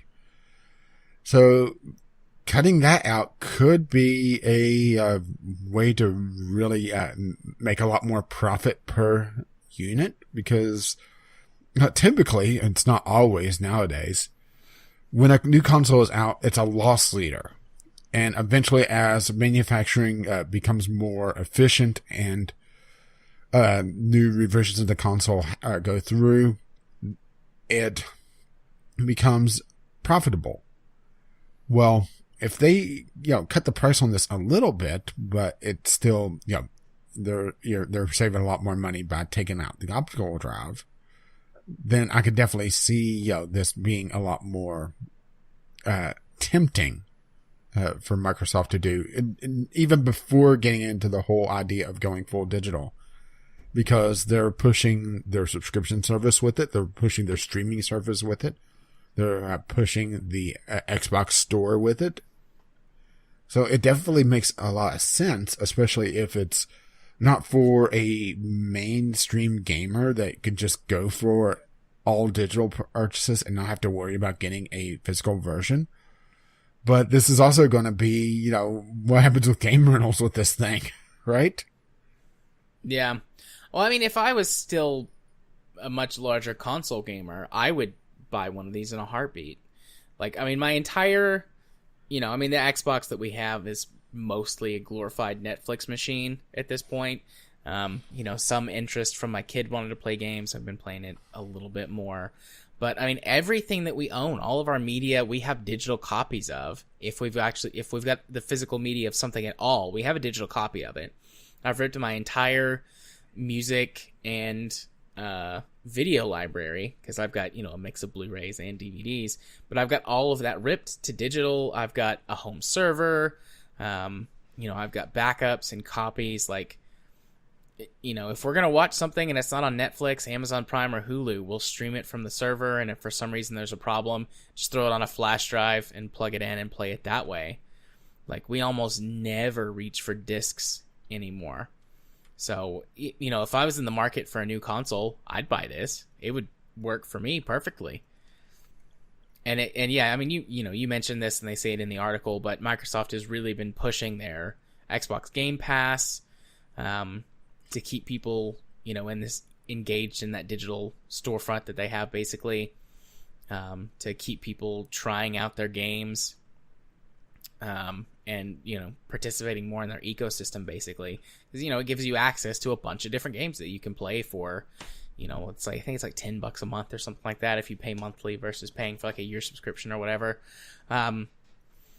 So if they're going to continue pushing towards an all digital space, it makes sense that they would do this. Like I said, I just didn't expect it this soon. Maybe within, on the next console, revision or generation or whatever, see it there, or, as like a one-off special edition. And again, like you said, this is just a rumor, but it seems like they're, gonna make this one of the main line ones instead of like a special edition, like one-off. How they'll do for like certain game releases or whatever, like a bundle or something, and you get like a themed console or whatever. Like, it makes more sense to me that this would be that, and they just have a limited run or something like that, as opposed to it being an actual edition of the console that they mass produce larger quantities of. But it will be interesting to see like what they actually do with the pricing, because they've all got Blu-ray drives in them. The Xbox Ones, they've all got Blu-ray drives, which are, I'm sure they get a bulk discount or whatever on the drives, but a consumer level one, especially I would imagine Microsoft is a little bit chafed to having to give money to Sony for this. Yeah, I was gonna say, like it would cost me like between $40 and $50 to get a halfway decent Blu-ray drive. I would assume that they would get some amount of discount on that. So just for easy math, let's say $25 plus whatever the fee is they have to pay Sony. I mean, that could cut a minimum of $30 out of the cost of every console. Well, you're just thinking about the drive itself, let alone the hardware inside to run it, and they could also cut down on the power supply if they need to, because they're not actually spinning a physical disc. Because the physical drive takes up a fair amount of power. Yeah. Also, they might be able to get away with less heat, like fewer heat sinks, or changing, simplifying their heat piping process. Maybe, saving a little bit on that too. Like a whole bunch of small things aside from the initial sort of, air quotes, large cost of the drive itself. But, you might be able to get $40 or $50 in, savings on the production cost of the box, which on a per unit basis is a lot of money that they save. So, how much of that do they pass on, or they keep it the same price? Also, if it's going digital only, one would imagine that they would have to put a larger hard drive in it. The standard Xbox One still comes with a 500 gigabyte hard drive. I think the One X comes with amazing. 1 terabyte. No, that they still make 500 gigabyte hard drives these days. Yeah, I know, right? I think the One X comes with a 1 terabyte. It might be a 2 terabyte hard drive. And I think the Xbox One S has a 1 terabyte hard drive. But if you're going all digital, I would assume that they would need at least a 1 terabyte drive, potentially 2. Yeah. But, if you're going all digital... Or do you think that they'll do a RAID system where, it's multiple hard drives combining into one? That's probably asking a bit much for this particular version of it, but... Later on, I can imagine them doing that, just because, like, if you have one drive, that like it increases their chances for issues, for quality control. Which Microsoft, after the, we talked about the Xbox 360 earlier. Like, after that initial batch, the Xbox platform has been fairly stable in that respect. The Xbox One has not had major problems like that. Generally, they've got pretty good quality control, customer service, that sort of stuff. I imagine the RAID, using what would that be, a RAID 0? If you're just basically combining them into two... Yeah, maybe I'm... combining two drives to use as one. Yeah, maybe I'm jumping the gun on them wanting to do something like that. Honestly, I don't think I'd be comfortable with that in my console. I'm not even really comfortable about running a RAID 0 in my PC. I think it's RAID 0. I apologize, listeners, if I'm using the wrong term. Sometimes RAID can be confusing sometimes, depending on, what terminology and what sort of setup you're trying to run. I'm trying to remember what it was. I saw one really good way to show the different type of RAID configurations, and it was using water coolers. RAID 0. It's called volume striping. Oh, and so here it is, I think. And it's a Reddit post. Here, I'll link it to you and let you see this because it's really quite amazing. Understanding RAID configs. Yeah, it's RAID 0, by the way. Nice. I like that. RAID 1, cluster, RAID 5. Yeah. Cool. I mean, maybe I do want to play around with RAID at some point, but that's not something that like if I fuck it up or if there's a crash, I can't just readily go out and buy a bunch of new drives. So that's the main reason I haven't messed much with RAID before. But and also hard drives are still coming down in price, or physical drives. At least last time I checked. They were up a little bit, but not much. Yeah. I looked into getting one, or, was looking at PC building stuff a few weeks ago, and you can get a 1 terabyte drive from a very reputable brand easily under $100. Sales or whatever, you can get them for under 75 as well. So, storage space. I mean, storage space is coming down in everything. You can get 500 gigabyte plus SSDs for around $100 now too. So, we're getting there. I mean, now it's M.2. Yeah, that's the new hotness. The new hotness. I always love when we have those way too much time around you. Yeah, I love those moments. I feel unclean. Soulmate, winky face. Unclean. But send help and soap.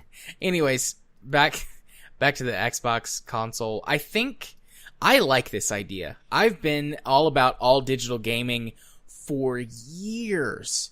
I mean, ever since the late 2000s, when you could first start getting, because I've said this before, I was a big console gamer back then. When you could first start getting digital games, I switched immediately and started buying all my games digitally. And that was back in, 2009, 2010, around that time period. And, once I moved into the PC gaming space, obviously, you go all digital. Yeah, I was about to say, there's really no other option. Yeah, I was about to say, I can't think of the last game I actually physically put into my computer. Yeah, aside from some old games, which I still have the actual discs for, the last time I bought a new game on disc was in the mid-2000s. Now, the question is, did it have the CD key in you? Still, it was a digital version. Because that's the thing with PC is that even if you get the physical edition in sarcasm quotes, what was it? The latest Call of Duty, it was like a cardboard disc with the CD code printed on it. Maybe, but also that was Metal Gear Solid Phantom Pain was that. Or if it might have been Call of Duty 2. Or if you actually get a disc, it's literally just the Steam installer or whatever storefront installer, and that's it. Yeah. No, the last actual disc-based game I bought for a PC, because I did do some PC gaming in like the mid-2000s, was X3 Terran Conflict. When it was actually brand new, I bought it. I bought it on a whim at Best Buy or something, and it was like 4 DVDs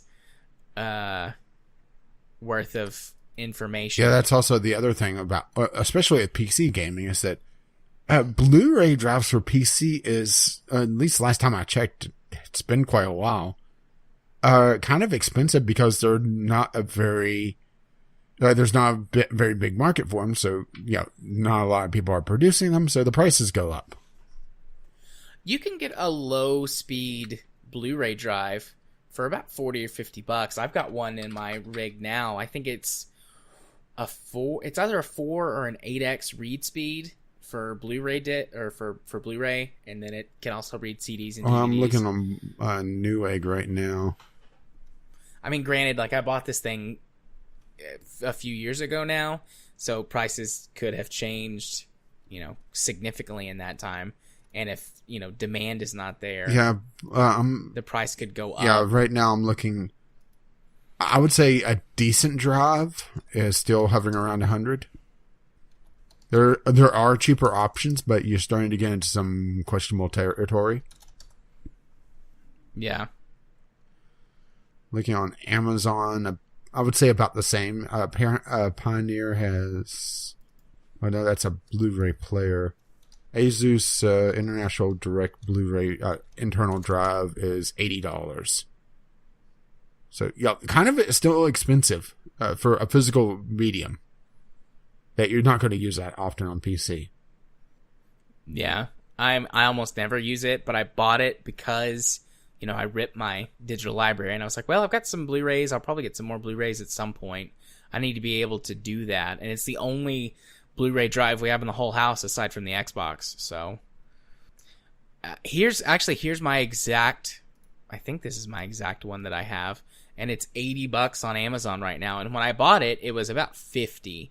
That could have been a sale, but also I'm pretty sure that the costs were cheaper a few years ago. But that's the thing, like, demand goes down, so supply goes down, and then when you actually want one, they're more expensive because there's, fewer of them.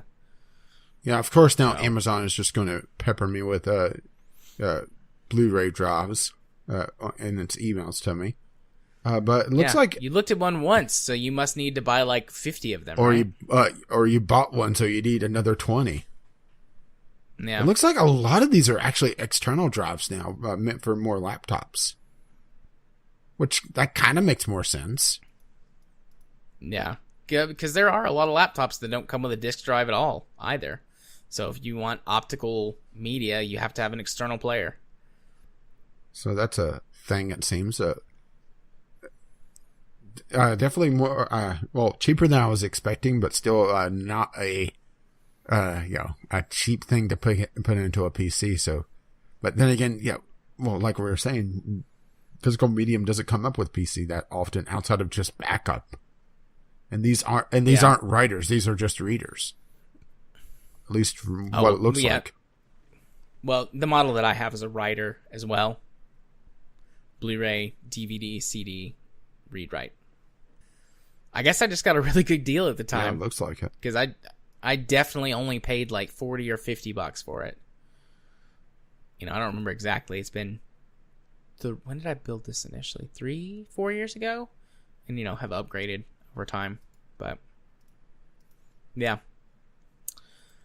Well, I don't know what else to say about it.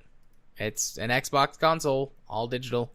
We'll see, if the rumors prove to be true, and if so, what they do with it. Yeah, supposedly it's supposed to go on sale, on pre-orders next month. So, time is short to see if this actually comes to fruition or not. Yeah, I'm optimistic's not the word I'm looking for. You're definitely not optical. No, I'm not optical. I like the idea of this.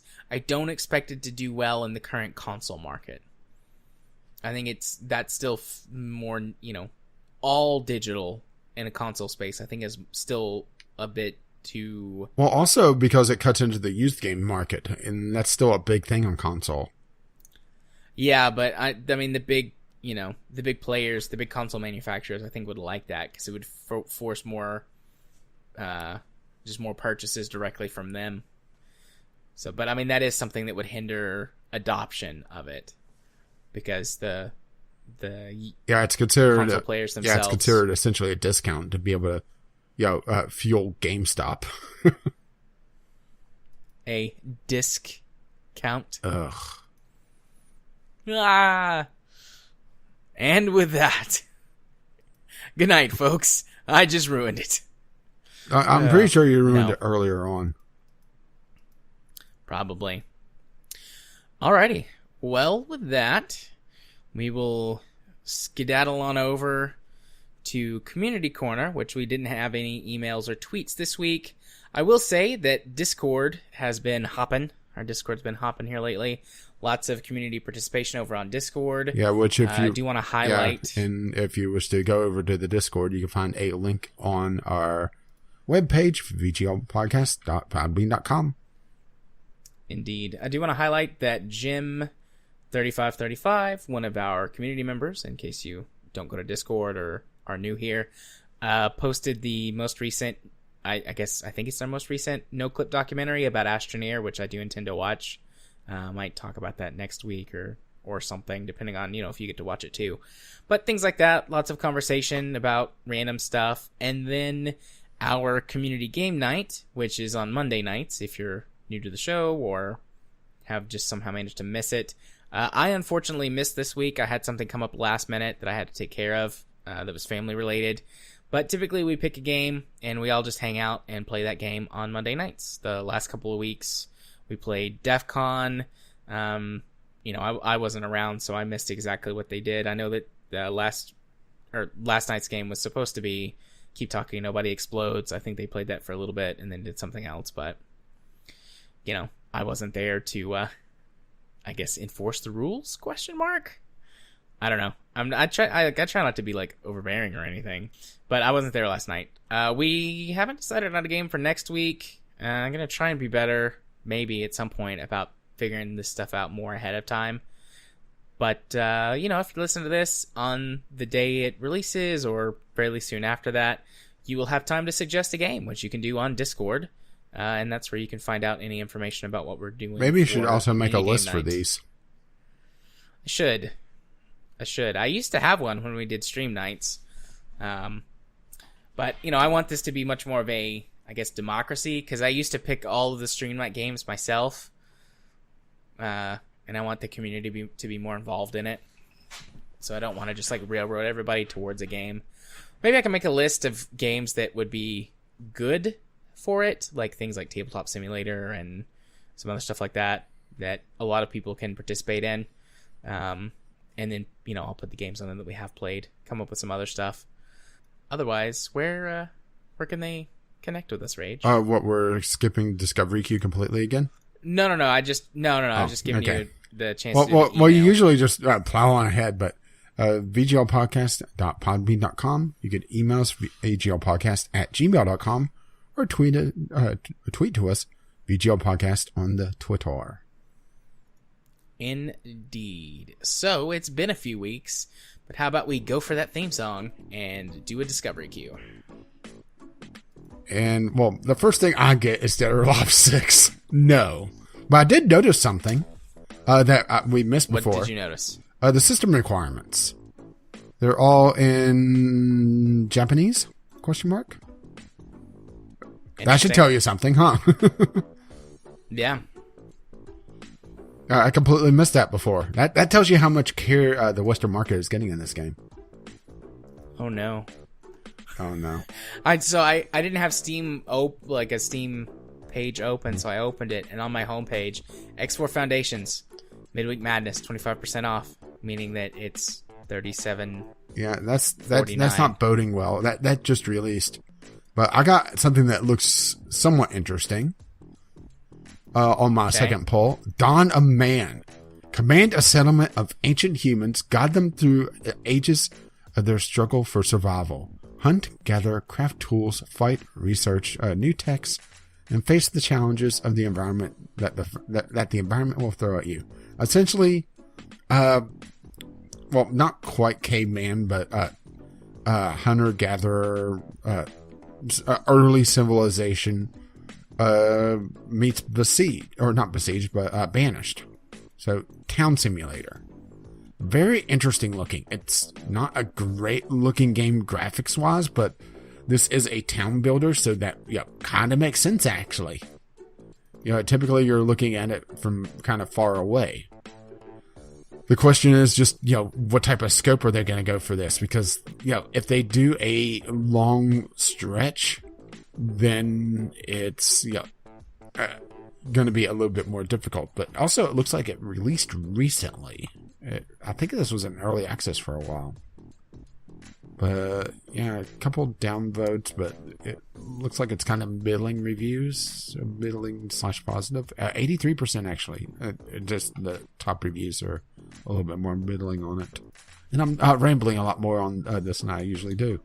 But town builders are kind of my thing. Yeah. I have seen this game somewhere, maybe on Keymailer. I think I saw a early video of it, but then added to my wish list, obviously. Gotcha. So I got one that looks interesting. Pray for the Gods, and the way pray is spelled is Praey. So you got both, like, praying as in, like, being in prayer, and pray as in, like... Also known as Shadow of the Colossus. Predator is chasing you. This does look basically exactly like a spiritual successor type game to Shadow of the Colossus. Looks like the game is available in early access now. A lot of the...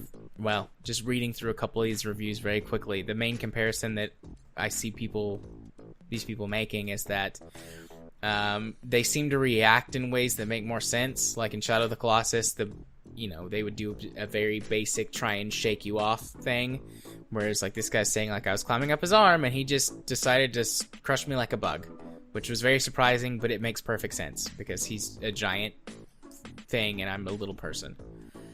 So, I mean, the art style is very, very beautiful.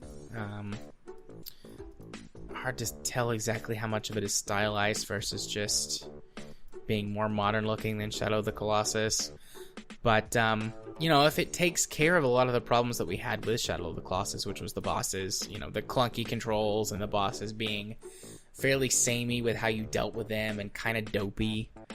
If it fixes those issues, it could be a game that would interest me. I think I might follow this and see how its development turns out.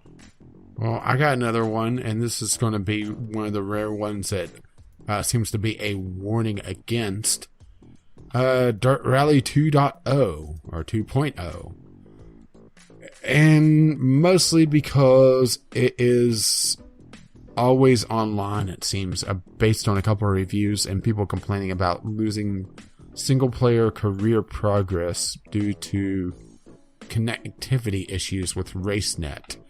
So that's a severe warning sign immediately off the bat, let alone that I didn't really personally care for Dirt Rally because I'm not a big sim racer, and even though Dirt Rally isn't a hard sim, hard as in, a faithful sim, not as in difficulty, it's definitely more on the sim side than I was wanting, and it just did some things that kind of pissed me off.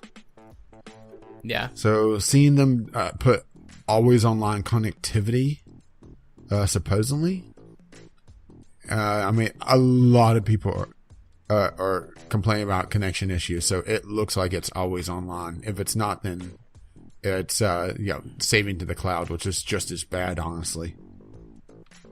Just seeing. Looks like it may be save issues. I mean, considering one of the pinned posts on the forum is RaceNet connectivity update and clarification. To clarify, it's only the My Team career part of the game that requires a connection to RaceNet. You can play custom championships, RX championships, historic championships, and all other parts of the game without a connection. So yeah, it's online only. Fuck them. Tell us how you really feel. No, sir, I don't like it. Okay. Well, I got another one that looks interesting. This game is called Business Magnate. Magnate? Is that how you say that? Magnate? Whatever. Magnates, how do they work? Tycoon business simulation game where it looks like you've got a bunch of different businesses or industries that you can choose from, create your products and sell them, with its hook seeming to be that you can have multiple companies at the same time doing different things. And it says the types of companies you can do, or type of products that you can create and sell include things like cars, rockets, phones, tanks, trucks, planes, computers, ships, and more. You get to design your own products, manage warehouses, offices, and production facilities. So kind of a a mix of a business sim and then a tycoon game. Very interesting. The type of thing that I get going for. It's got mixed reviews. It just released at the start of the month. Not super expensive though, $12. It's currently got a 10% discount for the launch discount. I'm interested. Might look into this a little bit more, see if it's something I want to pick up. Well, I got another one pretty much off the bat. I'm still only halfway through my queue. Subnautica Below Zero. So, Frozen? Let it go. But essentially Subnautica with another theme to it, as far as I can tell. I'm not sure what they're doing different on this, outside of just new biomes and new, fish, obviously, new flora and fauna. It says a return to planet 4546b, so it looks like they're returning to the same planet, but a different area of it. But it is an early access, so the caveats apply. But if you loved Subnautica, then this may be for you immediately. Yeah. So this looks interesting. Flotsam, the floating garbage town survival game. Scavenge what precious garbage you can from the ocean surface and grow your city while doing your best to survive in this colorful post-apocalyptic world. Reminds me of a cartoon version of Waterworld, which is a movie that falls into the so bad it's good category for me. So, I've seen a couple games that toy around with this general idea. There was one space sim / survival game / town builder, which this is what kind of what this is, that took place in essentially a space junkyard, and you're welding together parts to try to build a colony. It wasn't a very good game from the reviews, but it's one of those concepts that works so well in sci-fi. I'm surprised that someone hasn't made it work so far in gaming. But then again, space survival is one of those genres that just hasn't really seen anything really take off, especially just space stations in general. It's just I think I know weird. I think it's just because of how enclosed things are with it, that it doesn't make for compelling gameplay. Yeah, I think I know what game you're talking about. Like I feel like I've seen something like that before. Mm-hmm. I'm just drawing a blank on the name of it, but I'm pretty sure I know what game you're talking about. But yeah. Ooh, I just I'm through my queue. I got one more on mine, but I just got a Square Enix game that has very negative on a 16% review. I gotta see what what they're saying. Poor optimization, terrible graphics. Couldn't even play the game due to constant crashes. Looks like just horribly optimized. Damn. Looks like the only thing left alive on this is the name of the game. Huh? Okay. That's the name of the game. I'll put it on here just to for completion's sake, because it's one of those things that it's a Square Enix game that's this poorly reviewed. I mean, look at this. Oh my. But it's got mechs in it. Yeah, graphically it doesn't look terrible. I mean, is it cutting edge? No, not really, but it's a brand new survival action shooter telling a human story of survival from a perspective of 3 different protagonists. I mean, it sounds interesting, but the thing is that if the game is constantly crashing and is so horribly optimized that it's getting 16% positive reviews, that's not a good sign. It looks like you're able to drive the mechs at some point and do some sort of battle with them. I like mechs. It looks like they're also doing the Fallout 4 method of dialogue, where you get a vague idea what they're going to say, but that's it. I'm leaving. Try to talk some sense in the father. Try to talk some sense in the daughter, and that's your options. Oh, very, very descriptive options there. I like mechs. Well, you're going to have to Maybe I'll really like them to be able to play that, it seems. And what is this last one? It looks like some sort of rhythm game, so probably no. And that's me through my queue. I just had to add the Square Enix one because, damn, right? Yeah. Oh, is this set in the Front Mission universe? Is that a good thing or bad? Yes. I mean, the Front Mission universe is awesome. I prefer the older games to the, at least what I'm aware of, as the most recent game, which took the turn-based mech combat game and turned it into a third-person action style game, more like Armored Core. Well, they now turn it into a shitty survival game. With lots of on-foot combat. Because that's what you want in your mech game, right? Absolutely. The more recent Front Mission one actually had some sections where you're on foot, but they were a very small portion of the game. Although that was in like 2011 or 12. I don't think I've ever played the Front... I thought Front Mission was dead. Yeah, I don't think I've ever played Front Mission. Front Mission 4 was on PS2, and I have the ISO for it and play it every couple of years. I mean, it plays a lot like BattleTech in terms of, turn-based combat, pretty heavy focus on the customization of your mechs, not quite the same level of customization as in emulators, BattleTech. it may be one for our emulation game club list. Because we were talking about trying emulation again. It has ran well in the past. It's been a while since I've checked it out. I don't know why it would run more poorly now, but you never know with changes in, whatever. So I should dig it up and try it again and see how it plays. But yeah, it does have, it's a Japanese game, so there's a bit of grindiness to it. Anyways. Spiky hair? There's some spiky hair. Spiky hair of the like mechs? No. No interest. This tries to strike a little bit of a balance between what seems more air quotes realistic, but also has a lot of influence from mecha with how they move in like cutscenes and some of the designs. But it is a slower game that has a much larger focus on the strategy aspect as opposed to Twitch, anything, because it's turn based. So there's 2 sets of characters that you play through, and as the story progresses, there's some intersecting moments and things like that. It's a fairly long game too. Partly because it does require you to grind in that Japanese game fashion. Like, I'm not sure, maybe if you were good enough, you could get through the game without doing any of the like combat training missions, which give you XP and money.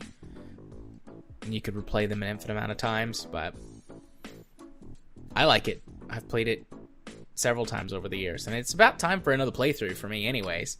Although if it goes on the game club list and becomes potential, I would wait. Yeah, well, I would say, depending if I can find it, Game Shark codes are going to be in play. Nice. Yeah, I'm just doing a quick search to see if there's there's fun codes, so I'm assuming that's money. So, yeah, I would say definitely Game Shark codes if it's requires that much grinding. Yeah, that would definitely help. It's probably between a 15 and a 20-hour game without the grinding, but all the grinding involved bumps it up closer to like 50 or 60 hours. Yeah, there's definitely Game Shark codes for at least money. So, yeah, that's definitely a possibility.